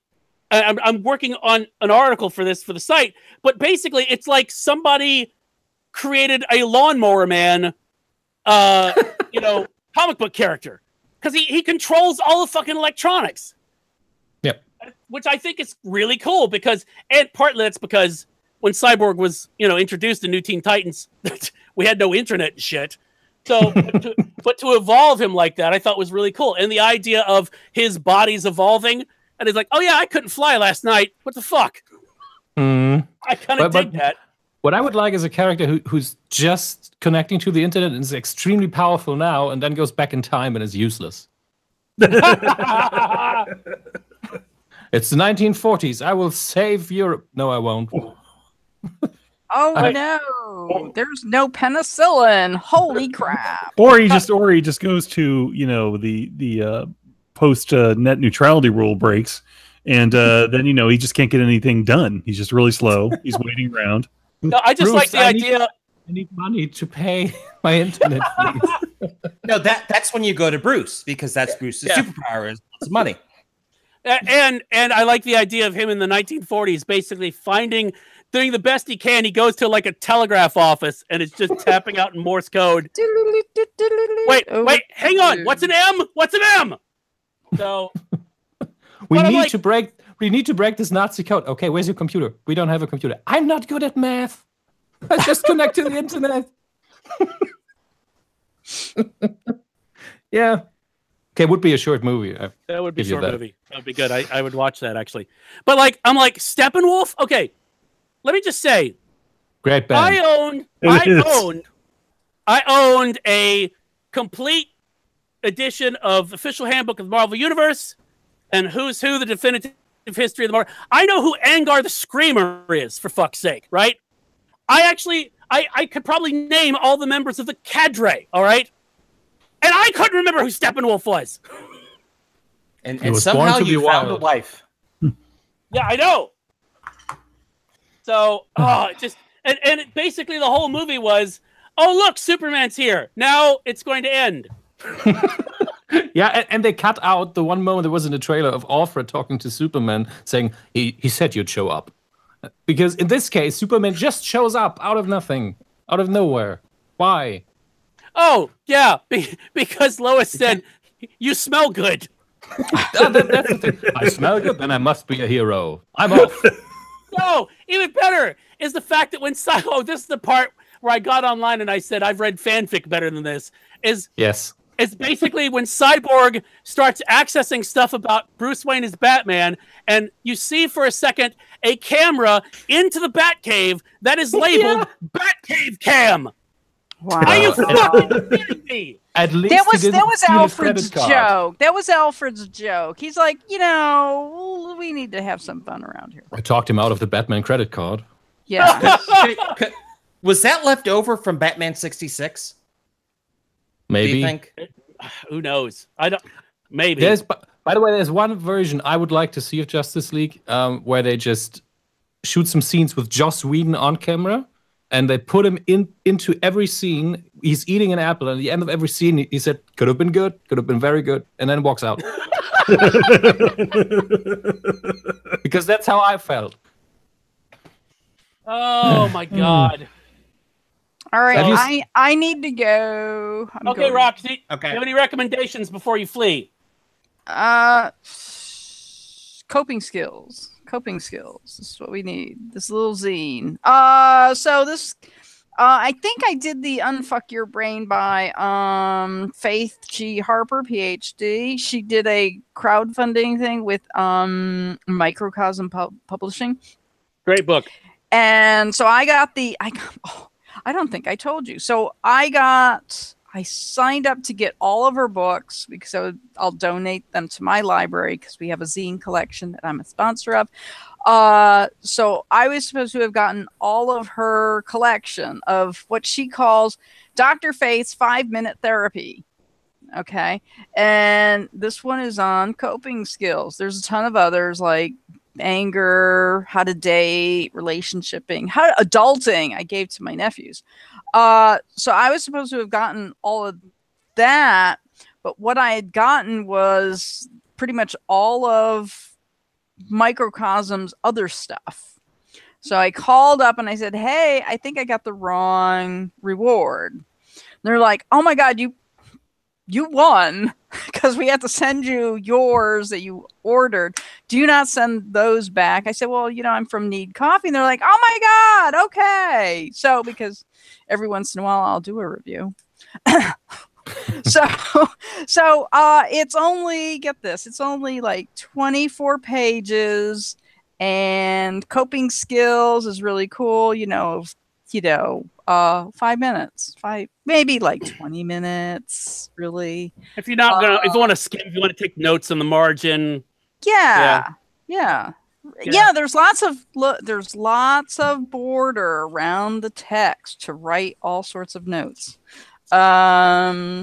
So like grounding, doing prayer and stuff. And she's got a really cool typewriter apparently, because that's what she uses. It doesn't even look like it's been on a computer. I sent one copy off to my sister, and get this, people, it's $3. For those people who spend lots of money on therapy, look, $3. $3. And the title is Coping Skills Because Sometimes Life is Sometimes Serious Bullshit. And she doesn't sugarcoat it. She's really good. So yeah. Let's see. My mom used to also make a gentle fun of my brother. Bless his little heart. He still thinks he can change the world. So anyway, Coping Skills. Coping Skills. By Faith G. Harper. Done. I am meeting tomorrow. Thank you, Rox. I'm gonna print out. I'm printing out the agenda for my agenda for tomorrow night. Not an agenda.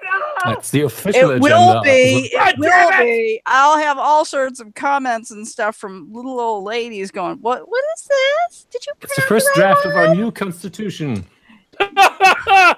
No, our bylaws. Do we have to sign an MOU? No, we don't have to sign an MOU. Don't worry. Just tell me what you thought of Venom trailer. Elderly lady down the way. You have the floor. We hope these truths to be whatever. What about Black Panther? Oh my God! I'll tell you, I run those library meetings. Just imagine the dude running the meetings. Like, okay, who's next? Robert's Rules of Engagement. I don't know it. Who wants to second this? Is that how this goes? Okay. Do I vote? I don't vote. Do I? I brought it up. No. Rox brings her own conch shell. Pretty much. It's just. It's like, yeah, you show up. Okay. We'll vote email wise. Okay. So anyway, coping skills. Night. Thanks, Rox. 99. Welcome, Dom. Thank you. God. We're all doomed. So Why? Why this just time? 'cause, same as last time. Oh, okay, that's fine then. Yep. Nice and clear. Oh God, it feels I know. like an improvised Monty Python sketch already. Oh, thank you for bringing that up because I no. King of the Seriously. segues. Hang on, segue. So I was talking to Bailey earlier, and one of his daughters, her school is doing Spam-A-Lot for their musical. What?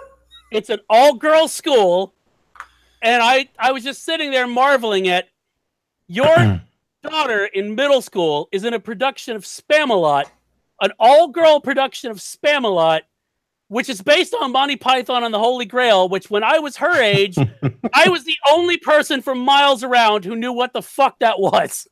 Yeah, but you were in Alabama. I know, but And still, you were kind of like in bumfuck Alabama. no.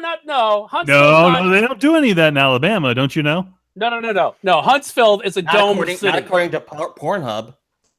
The analytics don't lie.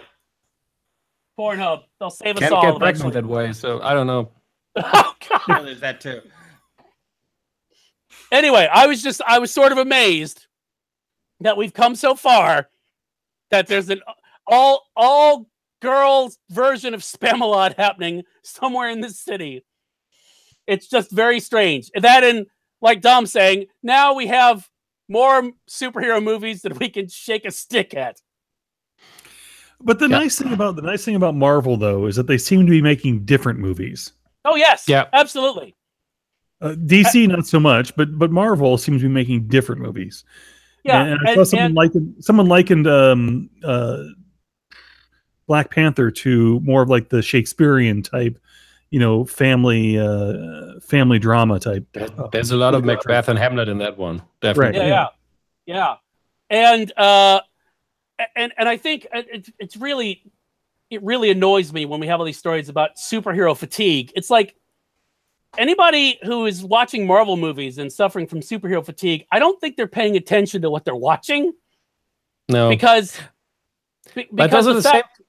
Or just another side of the coin of people who said Civil War was pretty boring. They were talking all the time. Like, what the fuck were you watching? Yeah. No, it's Civil War is not boring. Just even from the standpoint of how are they having these many characters, Yes. And they all have explain it, that's something the to point. do. They have motivation. That's why you thought it was boring, because they had a reason to fight. Fuck you. Yes, basically. And can I say, as I said online, it's only fair since Chadwick Boseman walked away with Chris Evans' Civil War movie that Michael Jordan walked away with Chadwick Boseman's Black Panther. Because I fucking loved Michael Jordan in that movie. I thought he was amazing. He was. And you got Scott, John, you guys have seen it, right? Yes. Okay. The fact that when he went to go meet his ancestors, it was just the apartment. That was perfect. That destroyed me. I was like, holy shit. It just had the same glow in the sky in the back. Yes. That was good. That was really good. So good. It's just stupidly good. So, yeah, but Michael Jordan was so good in that. It's his whole attitude in the throne room. Yeah, hey, Auntie. Holy shit. You're amazing, dude. He had one mission, and he went for it. Yeah, he did. And the thing was, he was such a great villain in that you couldn't just blow him off as, well, your argument has no merit whatsoever. No, I don't think he was a villain. He was the antagonist, but he was not a villain. He just had a different point of view and very, very questionable techniques and methods. Well, that's how I see it. I would say his end goal was pretty villainous. I don't know. I mean, he actually wants to do the same thing Black Panther does in the end, but not peaceful. Right. You know? Which I'm like, for God's sake. And by the way, calling Martin Freeman colonizer was one of the fucking funniest things. That was the best. And by the way, I posted this on one of the threads. Damien, who sometimes writes for Need Coffee, had on Black Panther. I wrote just, I just hope that people will start barking at me if it's not my my place to talk. because it was just perfect. That was Winston Duke's idea. That was the actor who played M'Baku, apparently. It was brilliant as well. Oh my God. Are you done? That was like the best line of the whole movie. Are you We'll done? feed you to our children. No, I'm kidding. We're vegan. But still, no, seriously, are you done? I about fell on the fucking floor when that happened. As someone else pointed out on Twitter, they said I could read an entire series, which is nothing but Agent Ross being fucked with by M'Baku about stuff that oh yeah, Toto's Africa is totally our national theme. T'Challa's father had it commissioned.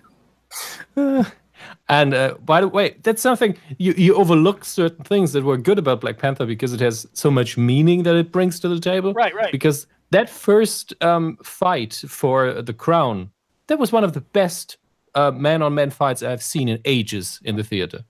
That was brilliant because even as somebody who has no idea about real fighting and choreography and stuff, you were like, okay, this guy fights completely different than that guy. They have different weapons, they're different techniques. Oh, he's probably going to win. And you realize why the other guy wins in the end. You know, it's just so well shot. I really, really like that.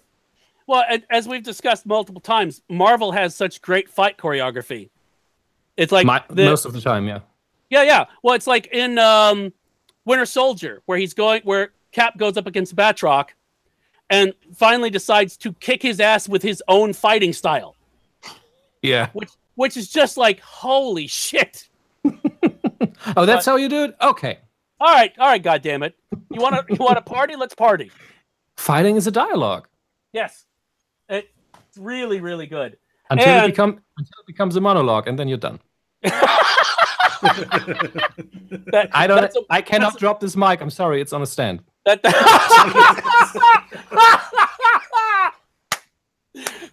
on, I gotta mark that real quick. Yeah, I mark that. Yep. But yeah, that's that needs to be on a mug somewhere until it's a monologue, and then it's done.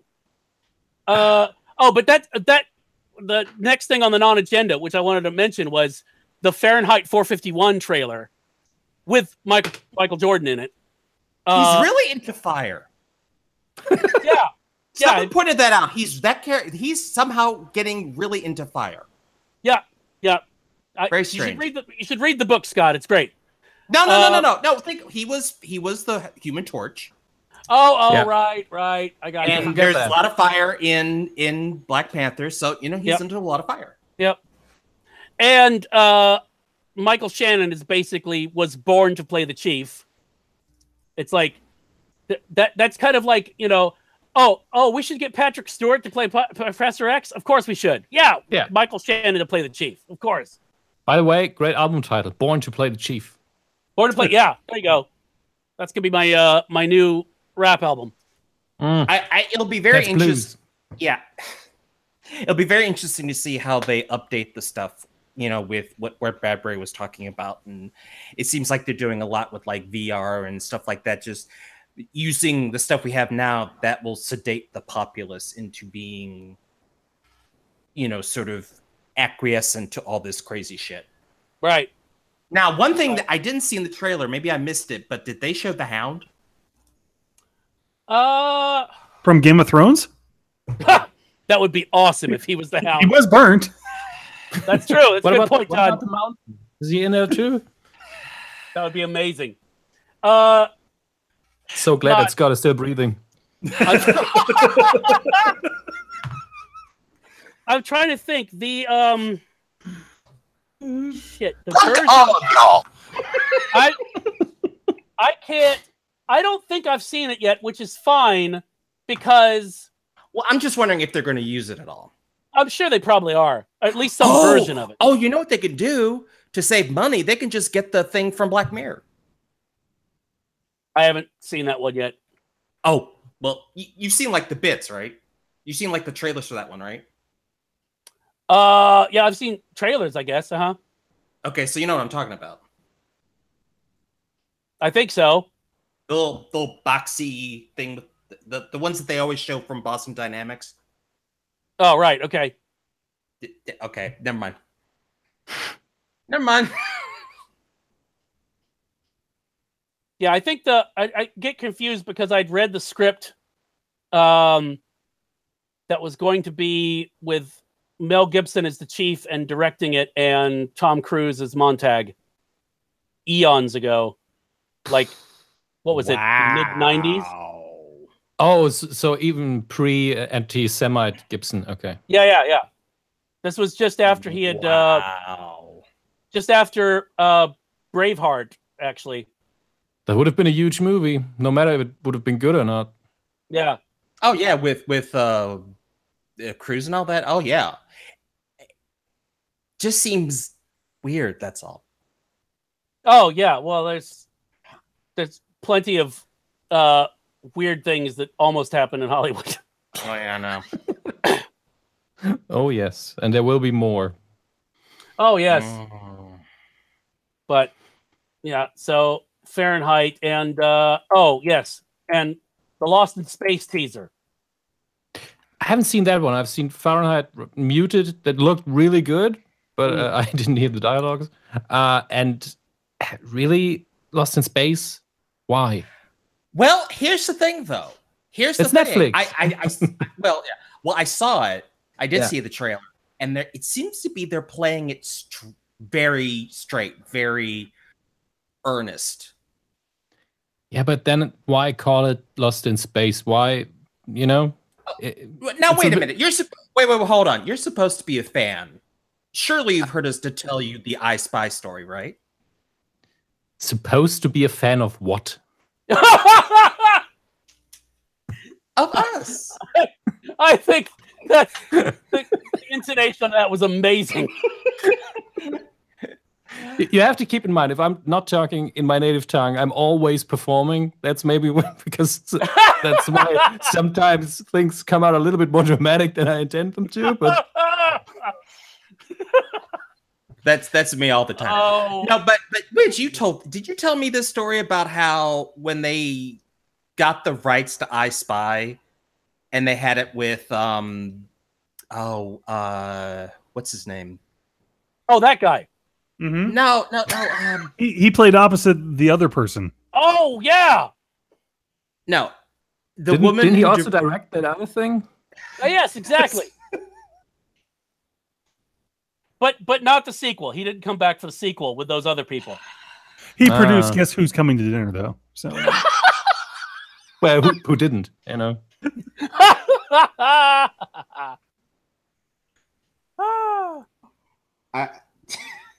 Sorry, Scott. What were you saying? What was that? No. What I was trying to say was the woman who directed the movie I Spy read the script and she went to the producers and said, "This has nothing to do with the TV show." And the producer's like, "Look, we spent a lot of money on that title. Just go with it." So I think that's maybe what they're doing with this. They have a title that's recognizable, so they're going to shove whatever they can into it. I don't think that's how they do it nowadays. There will probably be some nods to the old stuff in there.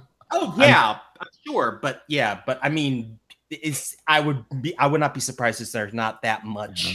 I mean, if it's Battlestar Galactica, like where it has not much to do with the original aside from the premise, but it's good. I don't care. That's fine. I think that's what they might be going for. Okay. And I actually am intrigued at the idea of casting Parker Posey as Dr. Smith. Casting her as anything, actually. What's that? I like to see her in anything, actually, or nothing, because so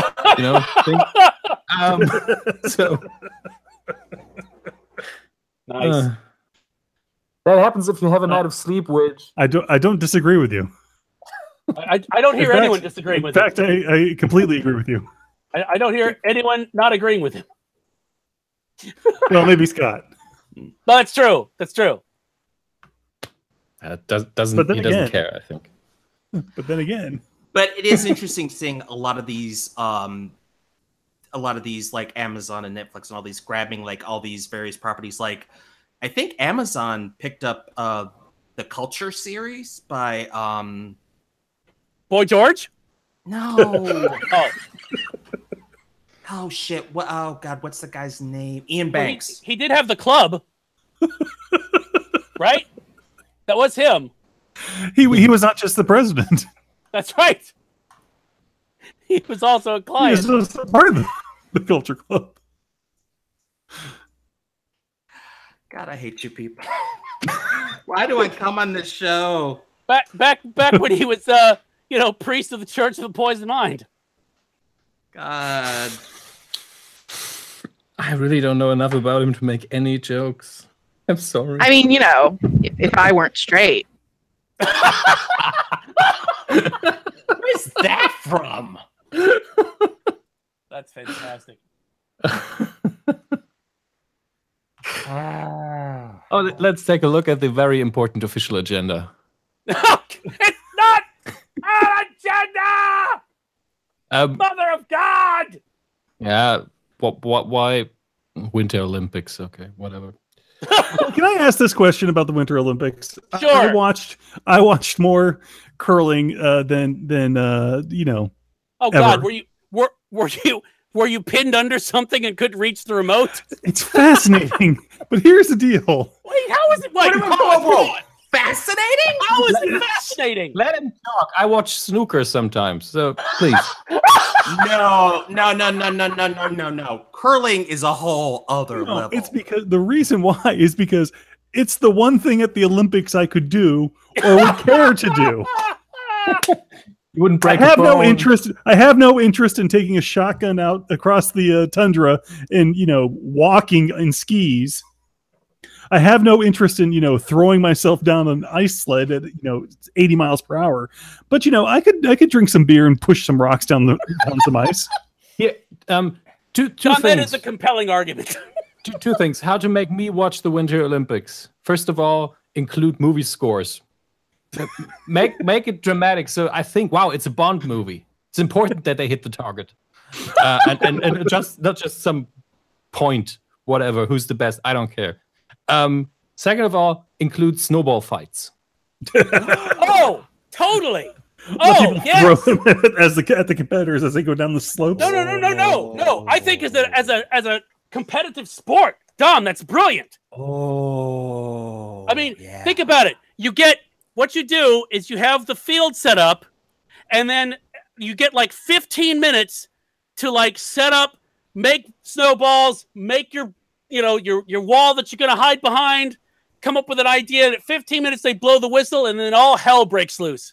And also, you have, for every sport, you have a handicap session where the best three compete against each other while elementary school kids throw snowballs at them all the time. I would watch that. I also like, was it, oh God, I can't remember the comedian who was talking about that we need we need Olympics, a set of Olympics that is basically all drugs, like whatever enhancements you want, take them. Isn't that the Tour de France? Well, speaking of which, there was a member of the Russian curling team that was found to be doping. In a sport that you drink beer before you go out there. That would be like doping playing darts. I know. That is so weird. You know what it is? I think for the Russians, it's just habit now. It doesn't matter what sport. It doesn't matter what. It's just, I'm in a sport. I must dope now. It doesn't matter. It's what they do. Got my sneakers, got my professional headband, and my drugs. And the vodka. Chase it down with vodka. Yeah, well, the vodka is standard in Russia. It has nothing to do with the sports. Yeah, that's true. That's true. Yeah, that's a good point. That's a good point. It's a currency, and it is what they drink all the time. Exactly. Well, what is it that you could have? If you do what is it? Is it the downhill derby? What is that called, John? The wooden cars, little wooden cars that. You mean the Pinewood Derby? Yeah, Pinewood Derby. Thank you. The Pinewood Derby. The Russian family shows up. I promise you, they're doping. Oh yeah, totally doping. Yep. But John, let's be honest. Let's be honest here. We all know why you're watching the curling. You're trying to get in good with your con wife. Well, she has a point. It is Wait a fascinating. second. What did you say? Wife Canada? Con wife. Con. He's referring to the. Yeah. Okay. Because I understand con wife as well, and I thought, what is she tricking him? Is she not really married to him? It's the sitcom. It's the sitcom adaptation of Con Air. No. Actually, I'm going to prison. I'm going to prison later, and I'm playing the long con. At one point, I'm going. I won't won't show up at home. I'm just gone, and I will take all his money. First, he has to get money. You can have it. Jesus. Oh God. Okay, ouch. Sorry. No, it's hilarious. I didn't apologize to you. Good point. A very good point. Duly noted. It reminds me of a friend of mine. She was a little bit clumsy at one point, and a lot of people were sitting on the floor. She was walking from one point to the next. She was slipping everybody's fingers. It's all right. It's all right. It's okay. She said that. No people. She was stepping on the hands. Pain, and she said it's okay. just pain. It's just pain. Just pain. Nothing to worry about it. Okay.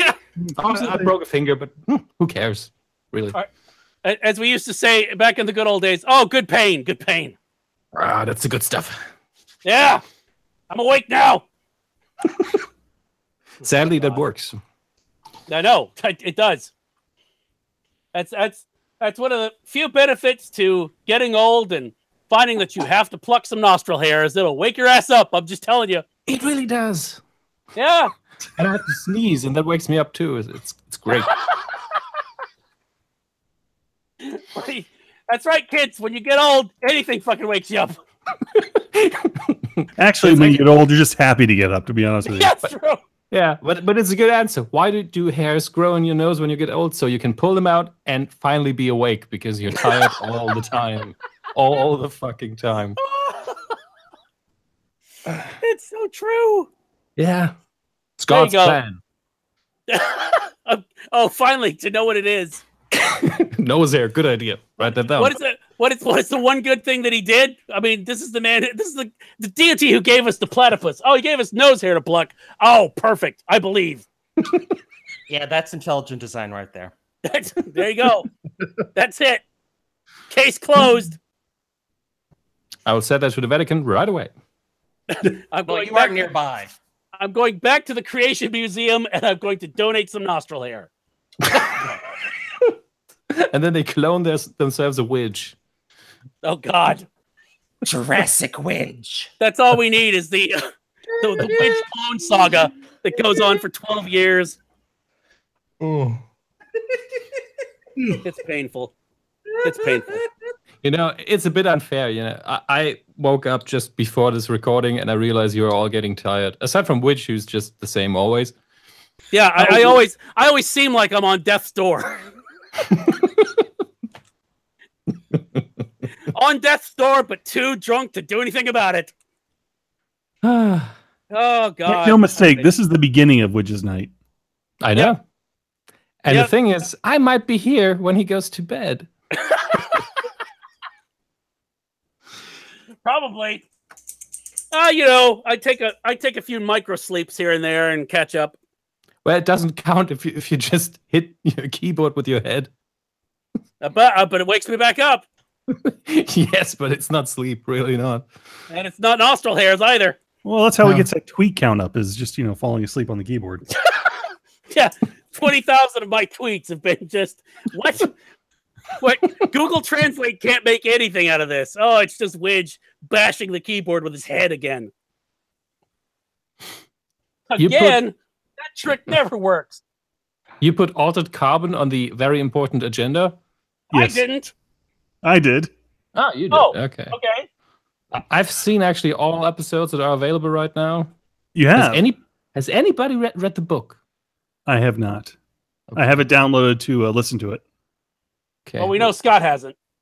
What's your Well, okay, so what's your take on it? Because my take is I think it's I'm only 4 episodes in. Okay. I think it's fascinating and very well done, but and it's a nice bit of world building in my mind. But what's your take on it then? I have a lot of opinions on it. That's the problem. It's very well not shot. That's the problem. It's actually not well shot, but the production value is very good. It looks terrific. I mean, if you are aching for more Blade Runner, just on a smaller scale, it's perfect. It's a good cyberpunk vibe. Actually, if you're a player of Shadowrun and you just love that, there are a few scenes in there in the hotel. The Raven, actually, which should watch the show for the Raven alone, because those scenes, if you just edit me one episode just with the scenes with the Raven and its artificial intelligence host, who just looks like Edgar Allan Poe and has the name Edgar Allan Poe, then I would be happy, because that's the best part of it all. My problem is, one of them, the main character is a dick. And I don't like that much as a main character. That's why I really said, okay, Poe is for me the main character of this show. I'm not going to spoil you the show, although you have 4 episodes in, so that would be mean. But I don't like the storytelling. I think it is... the production feels a little bit rushed. The camera angles are all kind of wrong. They're really, I talked to a friend of mine who's a director, and he said, I stopped watching after 2 episodes because the camera work was really, really off. And that is weird, because there's so much going on and everything else looks so expensive and good to not have good camera work. I don't understand that.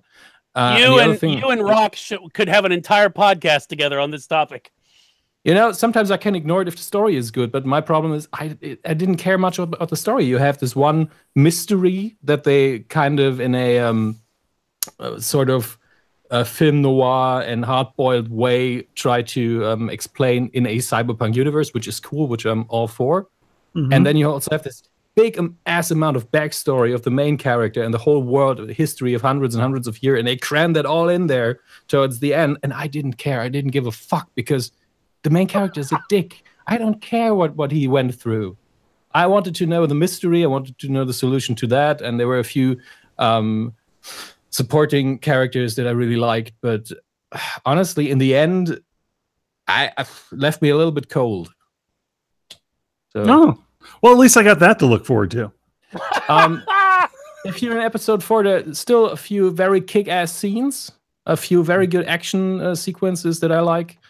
And the solution to the mystery is cool, but you tell me at the end if you cared about his sister, about his former love, about all the stuff that happened a couple 100 years ago, because I didn't. I really didn't. Now, did you read the books or no? No. That's why I was asking, because maybe the book does it better. It usually does, of course, but sometimes it doesn't. So was curious about that. But keep watching. I mean, it's worth it for the fact alone that you won't see anything like it, not as a TV series. So, well, I mean, yeah.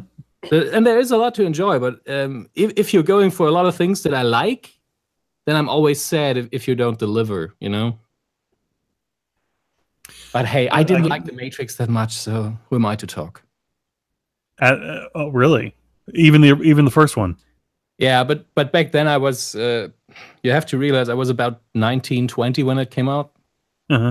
So I was pretty much, that is not an original story. Socrates has done it. You know? Very full of myself, angry young man, and yeah. But still, it is a good movie, and at the time, the special effects were amazing. And also at the time, I hated Keanu Reeves, which I'm over. I like him now, but he's not a terrific actor most of the time. And in that movie, he just looked bored all the time. So that added to it. And I was very much, nowadays you would call it a hater, because there was too much hype around that movie for my taste. But nowadays I'm like, yeah, it's an important movie. It's fun, but still not my kind of thing. So when The Matrix came out, the other two are of course shit. So well, yes, I agree. I have yet to finish the other two. In both cases, I usually fall asleep about halfway through. I think the second one is a great comedy. Wait, it's not supposed to. Oh, I wish I had gone into that knowing that. I went I with actually a. thought something else was happening, and I was actually excited at the prospects of the third one because I thought they were going to be clever. I was dumb. I went into the theater with a hardcore fan of the first movie. He was crying. I was laughing. Yeah, I was right. I did not cry until the third one because like I said, I remember turning to Cosette and going, "Oh my God, I know what they're doing!" Ah! And it was all a dream. Second one was all a dream. No. I thought that because inexplicably in the quote unquote real world, Neo had powers, that meant that it wasn't the real world, that it was a simulation inside a simulation, and the real world was something else completely different. And I thought that was going to be the big reveal in the third one. And I actually wrote a 14-page treatment of it. I was so upset by the third film. I was like, this is how the third film should have been. This is what Witch did before he discovered podcasting. No, I think. When was that? Because I was doing my proto podcasting a long time ago. The third one was 2003. No, he's talking about when he put before it went to RSS, right? You're talking about like old school Weekend Justice. Yeah. Oh no! Weekend Justice was still. Which goes off though. That was originally started as a real audio file. Kids, look up that one in Wikipedia. I listened to all the episodes that are still on a site called Fred. I think 3 times. Oh, I had no life, but I like you poor bastard. No, actually, it was really good. It was really cleansing. Which goes off when you can't afford an enema. This'll do. It's better than pouring coffee up your ass. Whoa! What a waste of coffee. Though? Is it? Ask Gwyneth Paltrow. Oh, don't even get me started on her. What? Wait, what? Isn't she the one who sells irgendwie? Wow, a German word just creeped in. Who sells coffee enema on her webpage? Well, I don't know about coffee enema, but she does practically everything. She sells so much. Do you understand the term woo-woo? Does it mean shit? No, it's kind of like mystical, new agey bullshit types. It's certain type of bullshit. That's what I'm trying to go for. Esoteric bullshit from people who don't know esoterics. Yes. There you go. She sold a jade egg that you're supposed to put up your vagina to help it like do stuff, and not like in a mystical way, not in a sexual way. I found an article on it. Gwyneth Paltrow promotes Goop, a potentially harmful coffee enema kit. Goop. Yeah, that's her site. Yeah. The name her company's called Goop. Yeah. Yep. Wow. That's the whole. Oh my God! Look at the freaking picture for this. Looks like straight up out of Reanimator. Oh, but you know what's even better? They did an article about her on Cracked, comparing her products to the stuff sold by Alex Jones. Oh, wow. Do you know who he is? Nope. Alex Jones. How to describe him? He's a nut. He's one of Donald Trump's cronies. He's a conspiracy theorist. I've seen his face, and the name Infowars means something to me. Infowars, yep. Yes, Infowars, He's a gas bag, yeah. Yeah, but he also sells like supplements and stuff. And while they pitch them very, very differently, they're essentially the same thing. Yeah, I've seen a video of him. Oh, it tastes so good. It tastes so good. I cannot take it anymore, and then he stops drinking because it's so disgusting. Oh, I know, but the thing is, it's like this stuff. But the thing is, it's like the stuff they sell is practically the same material. It's the same stuff, but the way they pitch it is like completely different. It's like, with it's all you need to brand it for both sides, for liberals, Hollywood elite, and for the other crazy people. Yes, exactly. And I know it's weird, but I almost admire that whoever's supplying both sides, Well, it's like rooting for the villain who's really smart, in the background somewhere. Yeah, we don't really have that right now. But you just don't know their name. Yeah, but the thing is, some of the stuff is like really dangerous. Weapons are too. Yeah, but at least you know when a gun is. Oh my god, I'm reading some of this. What the hell? Yeah, you don't need to read it. And really, I think most people, and I'm really not blaming you for this. I know that this is a special thing in America, but most people in the US, even the complete gun nuts, would be more careful to what they put into their body than they would be with their handgun. Like, this is my gun. I have it around me all the time. Oh, what's this? I put this in my ass. Again, you would know this if you looked at the delivery. The delivery of that line is what made it. Yes, it helps. Oh God. I would go on shooting a gun safely before I would put coffee in my ass, to be honest.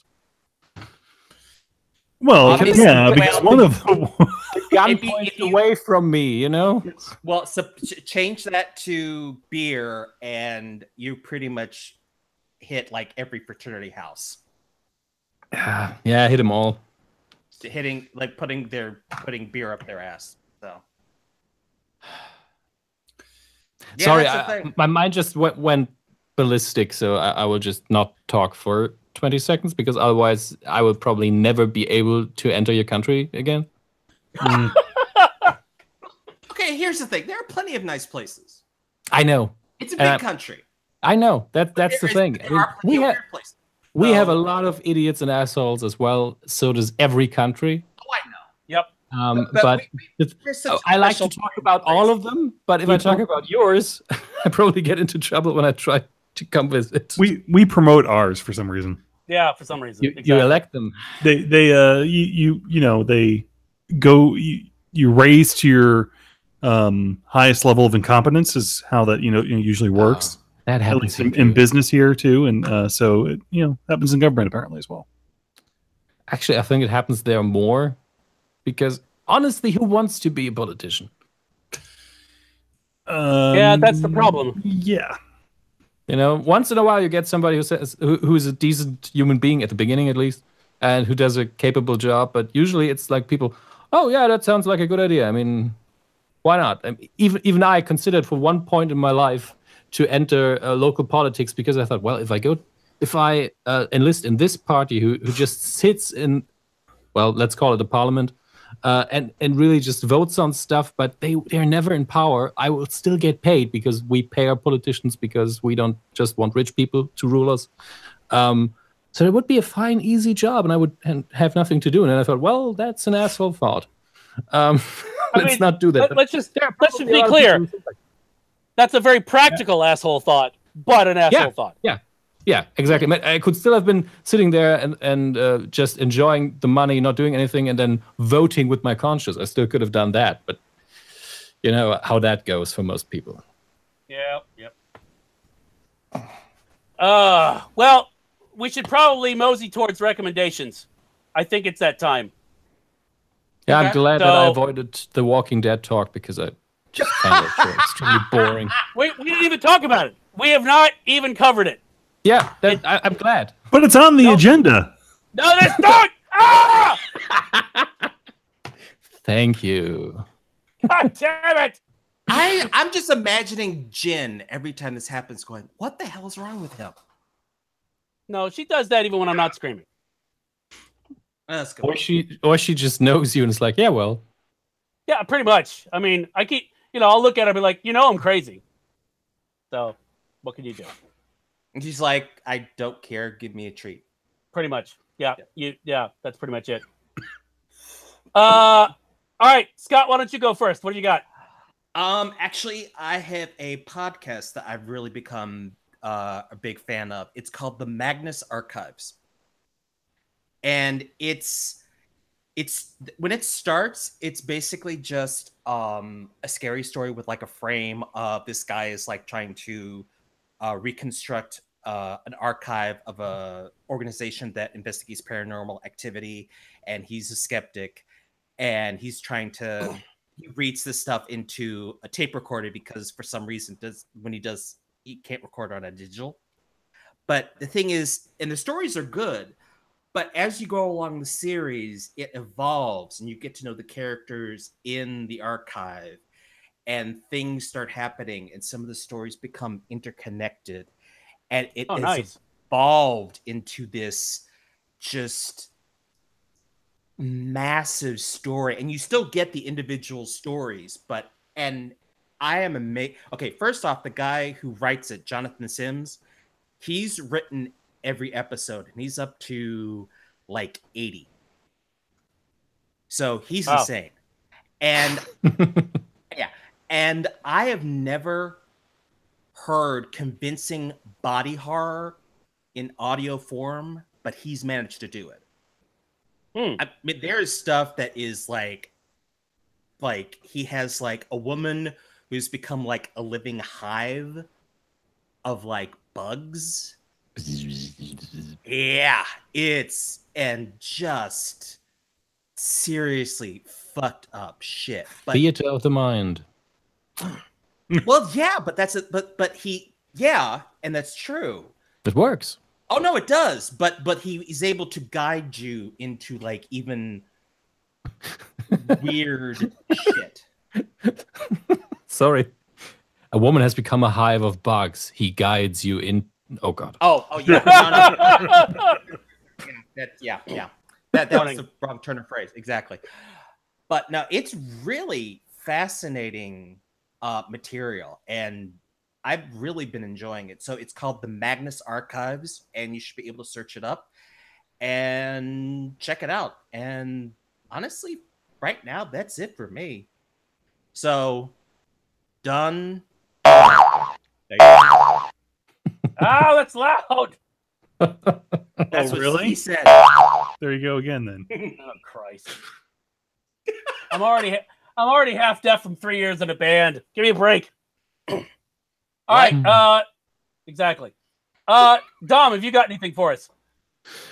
I was thinking about it, and you probably, at least you who are on the call, know this already. I've discovered it a few days ago and binged whatever was on YouTube of it, because that's probably not the official way to watch it. It's a British show that has also an American version, although I'm not sure who produces that one, because it is in style a little bit different. It's called Who Do You Think You Are, which is not the song by the Spice Girls, but a documentary series about ancestry. And yeah, I know what you're talking about. Yeah, it's excellent. It's very comforting, very laid back. Sometimes actually, the first episode I watched, I think, was the one with Ian McKellen. I'm not sure, which is excellent. That one's really good. Yeah. Because I was just looking for people that I like, because I don't want to deal with other people. So Ian McKellen, Patrick Stewart, of course. Martin Freeman, I haven't yet really watched. There's a lot of stuff. Jeremy Irons was interesting because I find him charming, but a little bit weird. Whenever he's in an interview, he says something where I'm like, okay, so you said this. Okay. And in this case, it also felt like he was looking for something specifically. He didn't get it out of his ancestry, out of the people before him. And then he was kind of, well, I wanted really to find an actor, and that I'm from Ireland, but I'm not. And now I'm in a bad mood. Yeah, I remember that. I remember that. But it was very interesting still to see him on the journey. And I watched a little bit of the American versions, but although it feels like Ancestry.com is a business, right? It's not something... Yes, it's a business, yeah. And it feels like a commercial for them, because whenever they go to an expert, it's like, okay, let's just go to Ancestry.com. I'm like, okay, I get it. Yep. Just say the show is presented by Ancestry.com. I don't need it rubbed into my eyes all the time. And Kelsey Grammer was also very charming. It really lives, I think. Of course, they stumble upon interesting stories sometimes. Sometimes they're a little bit more boring. But if the person they have in focus on that show is interesting, then it's a really lovely show, and it becomes very personal. Stephen Fry is also very good. Yes. The other ones are. I cried doing McCallum and I cried doing Stewart because those were really touching stories, and they were both so moved that I just couldn't help myself. So it really gets you sometimes. Well, Alan Cummings is good. Rupert Everett's is really good. J.K. Rowling's is really good. Really, I found that one also. She was very moved by her family history. Because the stories to me were okay, but she was living it. Yeah, and that's what did it for me. And I thought it was funny where it was like there's a point at which she says, "Oh, well, that's not a French Medal of Honor because I sort of have one of those," which I thought was hilarious because she was like trying as best she could to be humble about having won a French Medal of Honor. I sort of have one of those. Yeah, I kind of have fun at those, so I know. But what I like was, that's not my Louis. When they first made a mistake in the series ever, no, that's not him. Yeah, that was cute too. Yeah, and there's some that they've done recently. The Charles Dance one I really want to watch. That was in the last series. But yeah, no, at the UK, I've not really watched the US version because I just assumed it was like you talked about. Yeah, but the UK version a little bit worse. Just a little bit worse. And I don't know why, but they have a problem to recreate that very laid-back style that the original show has, because it's very much a documentary. We also show a little bit of scenery, beautiful British Island, and in the US, it just felt like we're driving down the road. Well, and part of the problem is that most of the stuff that they're looking at over there, when you really go back a while, is older than our country. Yeah, I know. So I mean, that's really they should have gone actually to before colonization. They should have gone back to Europe, and that's the problem of the US version. I think that they are stuck on the continent, and they don't go back to Europe. Yeah, because it would make it more interesting.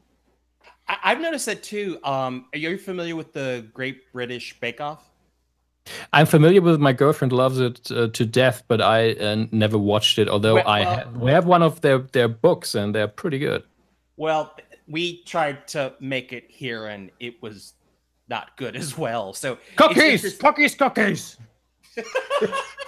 Well, that's how I'm. I mean, I don't know how you make that series work in a country where we have 3 different shows about cupcakes. People, cupcake 3 that are wars on and- right now at the same time. There'll be 3 more on a little bit later on tonight. The thing is, as a German, I'm already biased against the British cuisine, so to speak. I mean, you don't even have a word for it in your own language. Cuisine is kind of French. Well, I mean, as we are American, we just took that word and make it our own. So cuisine. That sounds... You know that cuisine. Cuisine. It's spelled cuisine. Yeah, and as we realized before, even American chocolate is kind of weird. I mean, you have invented great things. Like you saw buns and you thought, let's put a hole in it and call it a bagel. You saw Berliner and thought, well, that looks tasty. Let's put a hole in it and call it a donut. I mean, we're really good at shooting holes through things. Yeah, I don't know what it is, but you guys you improve everything with just putting a hole in the middle of it. Yeah, it's like nobody could figure out how to make vinyl albums work. We just stuck a hole in it. Now we can play it on the turntable.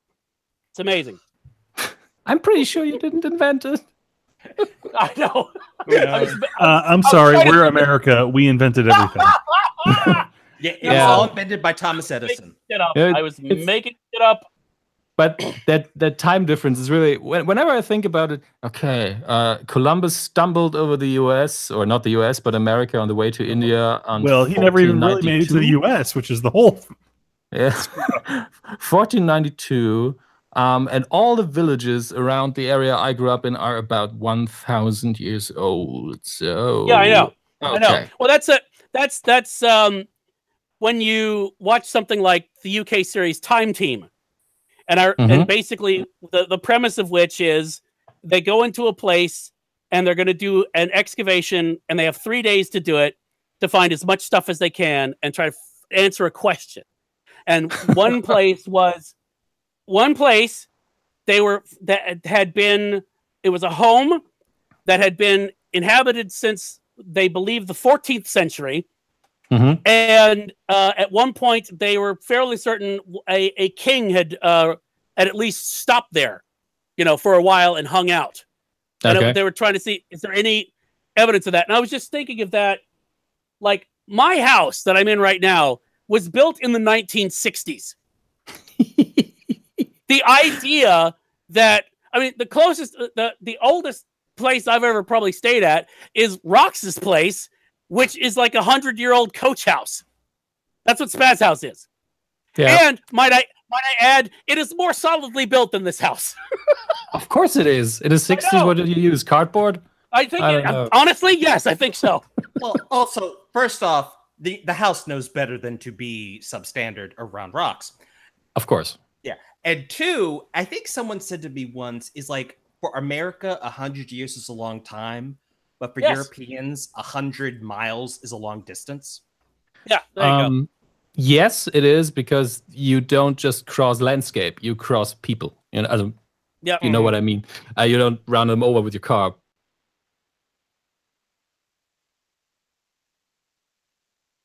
I used to drive to Luxembourg because the fuel is less expensive there.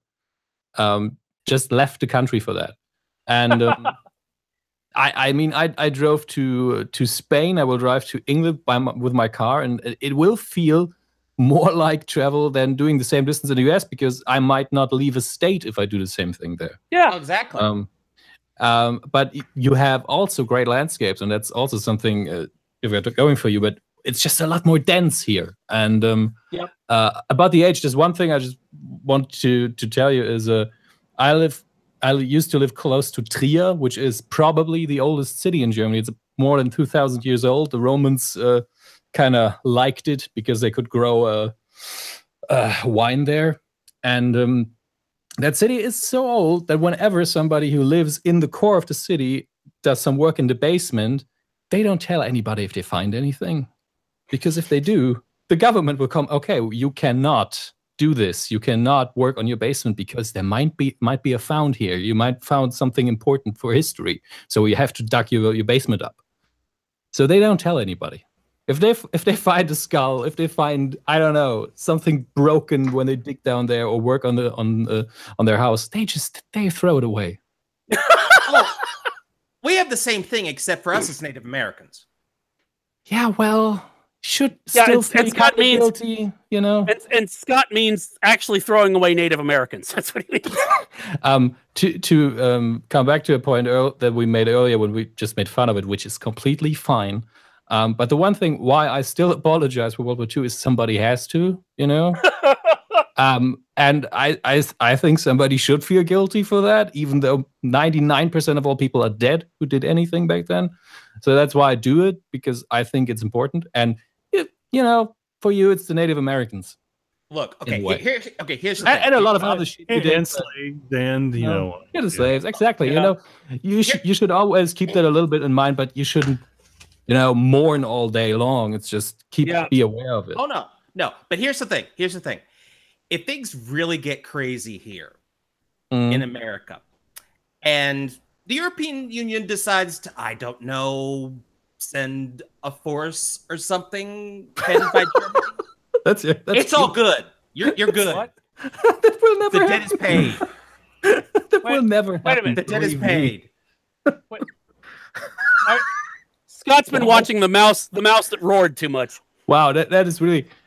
believe me, Europe will, in my lifetime, not do anything military against the US unless Trump decides tomorrow, okay, well, I'm declaring war on everybody.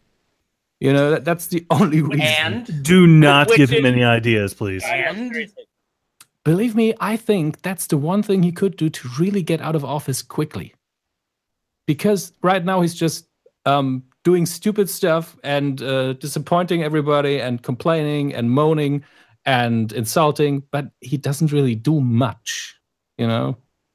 He's done plenty. It's just that he has done plenty, but nothing on a big scale, you know. It's just things that will be really shitty in about half a year. Oh yeah, I'm like I said, in case things get really bad, like really bad, and if you decide to come over, you know, like I said, all's forgiven. Yeah, we used to have a thing in Germany for a long time where every male had to serve in the military for about 9 months. In the beginning, it was almost 1.5 years.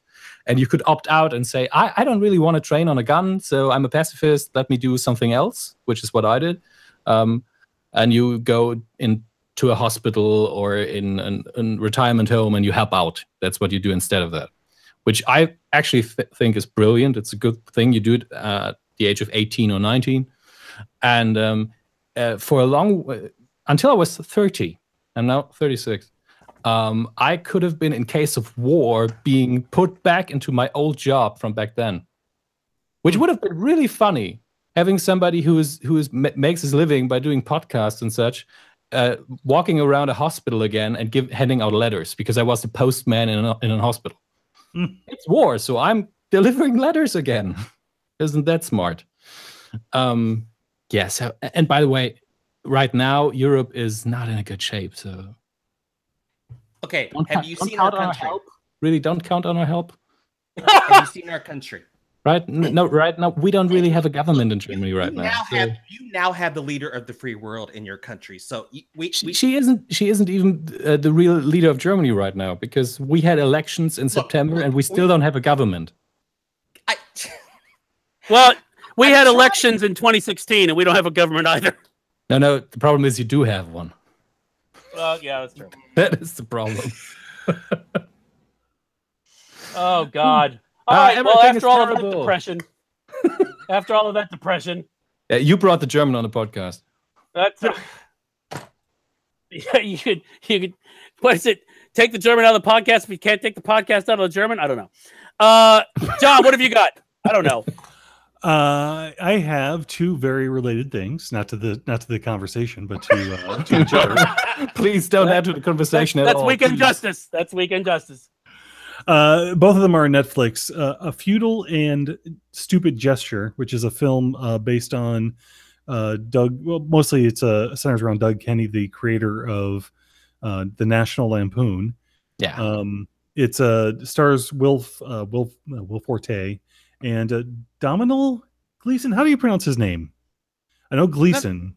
Is it Domhnall? I think. I don't know.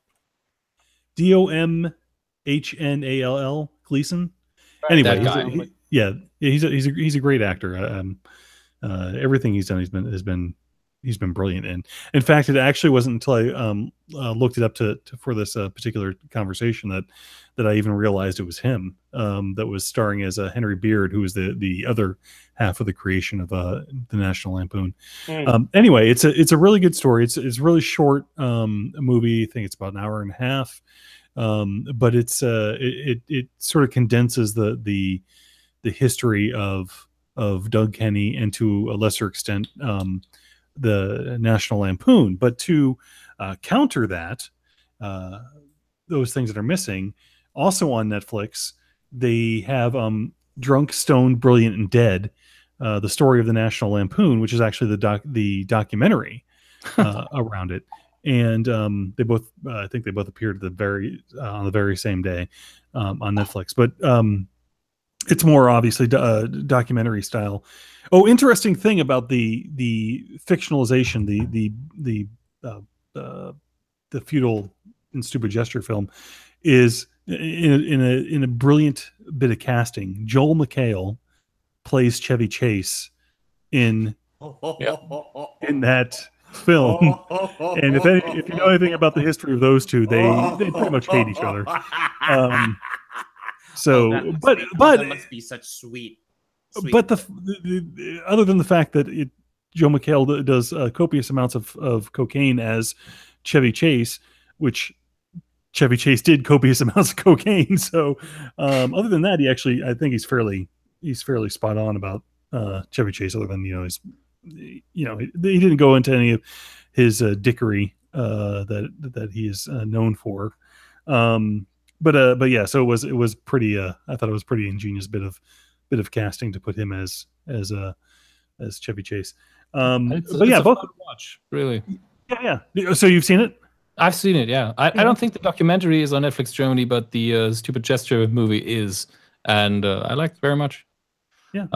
Especially how they handled the meta level of it all, the narrating device, and how they comment on it later on. That's really good. Right. Yeah, and Martin Mull plays what is titled as Modern Doug, the narrator, which is interesting because, of course, Martin Mull is pretty old, and Doug Kenny died fairly young, possibly of his own accord. Nobody really knows. And the problem is, I didn't know that, and I thought, oh, he's playing himself for about 10 minutes. Yeah, well, I thought the same thing too. So don't feel bad, because I was like, I thought his name was. Did Martin Mull create? I didn't realize he created the National Lampoon. He was Roseanne. Yeah. And then it I went and looked it up and oh, okay, I see what's going on here. Yeah, so anyway, check out both those films. I'm sure at some point you'll be able to buy them on Blu-ray, and in which case you could head over to needcoffee.com/Amazon/ hey, this is on Blu-ray, isn't it? I don't need to watch it on Netflix.com. Well, John is absolutely right in that if you go to needcoffee.com/Amazon, or you click the Amazon link on the front of Need Coffee, it will take you to Amazon like you went to Amazon, except the difference is we get kickbacks for the whatever you get, no matter how big or how small. Horsehead mask. What's that? The horsehead mask. I got it on Amazon and used. That's right. I was wondering who had purchased that. Anyway, so you weren't. You really didn't. No, I had no idea. No, he knew who bought it. He wasn't really wondering. No, I just that he wasn't wondering. Pretty much. So anyway, yes, I have two recommendations. First of all, and I think I mentioned this last time, but I have since received it. Night of the Living Dead is on Blu-ray Criterion, and it is the most. When I talk about, if you're the hardcore, really wanting stuff, then this Blu-ray is for you. If you are the epitome of George Romero hardcore fan, this is for you. And the reason I say that is because it's colorized. Oh God, no, no, Ted Turner, no, back into your cave. Oh, chocolate syrup everywhere, wonderful. But first of all, there's stuff like they go and interview a lot of the townsfolk that were that they went around and rounded up and said, hey, how would you like to be in a movie? And made them up as zombies. So they were talking to all of them, and that's great. There's also some, doesn't have any sound, but it's the only behind the scenes footage of Night of the Living Dead that's known to exist. So there's that. There's work prints. There's for a fiend like me, it's I want it all. I want it all. This is perfect. And there's also stuff like a nice mini featurette on, not too many, it's 12 minutes or something, about how they incorporated the use of catalog music, i.e. stuff that was just existing, that they just bought the rights to use.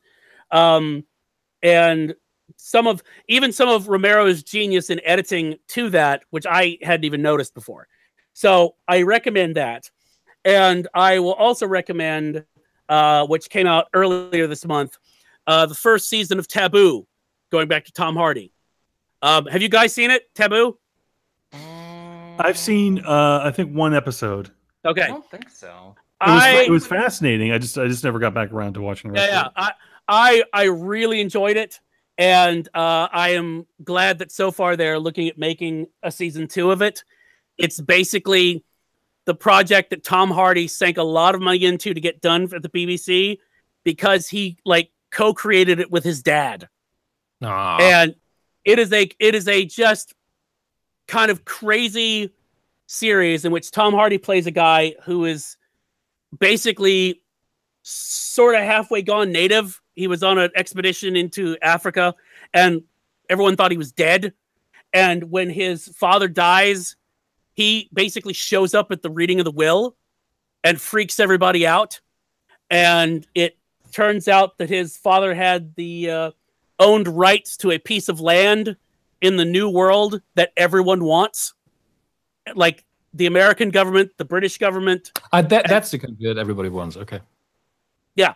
So all these various people converging on Tom Hardy and his crazy plan as to what he's going to do with it. So I dig the shit out of Tom Hardy, and it's a lot of fun, and he grunts a lot. So it's somebody actually made a mega mix on YouTube of like the 47 different grunts that he did during the course of the show, just all in one string. So is Inside the Actor that. Studio still a thing? Because that would be interesting. Yeah, I know. I would love to see him on that. But yeah, so I recommend checking out Taboo in whatever way that you can. So there you go. That brings us to the end of another episode of Weekend Justice. Which, yes.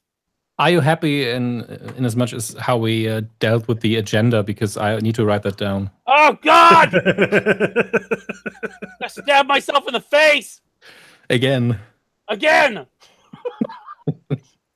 That trick never works. I don't want to do that shit. Still do that. Oh, help. So, yes, now that we are at the end of another episode of Weekend Justice, I think it is time that we take a moment in the chaos and insanity that has occurred to look around us at the detritus that has fallen as we've gone apeshit, and simply look at one another in dazed wonder and say, curling. It's fun. Curling. Only with snowball fights. Yes, absolutely. Well, I mean, curling's even done inside on top of all of that. You don't have more to go about outside. that in your new curling podcast. No, but that is actually, that would be hilarious. A curling podcast. I would be on that just for the sake of irony. Wow, he threw something on the ice again. Is that legal? Oh wait, it's one of the stones. He's yes, I guess it really is. working that broom. Look how it goes, and it stopped. It does that a lot. Sometimes it hits things. Here comes another one. Oh. Wait, bring in the movie score. It would help. Just saying. I know it would help. I know. You're absolutely right. What you need is that that bit from Aliens. No, for curling, you definitely need Inception soundtracks. Inception. Oh yeah, but also the Aliens Bishop's theme. You know, with the dun dun dun dun dun dun dun dun going up into the finals where there's this stone just sliding across the ice with people with brooms.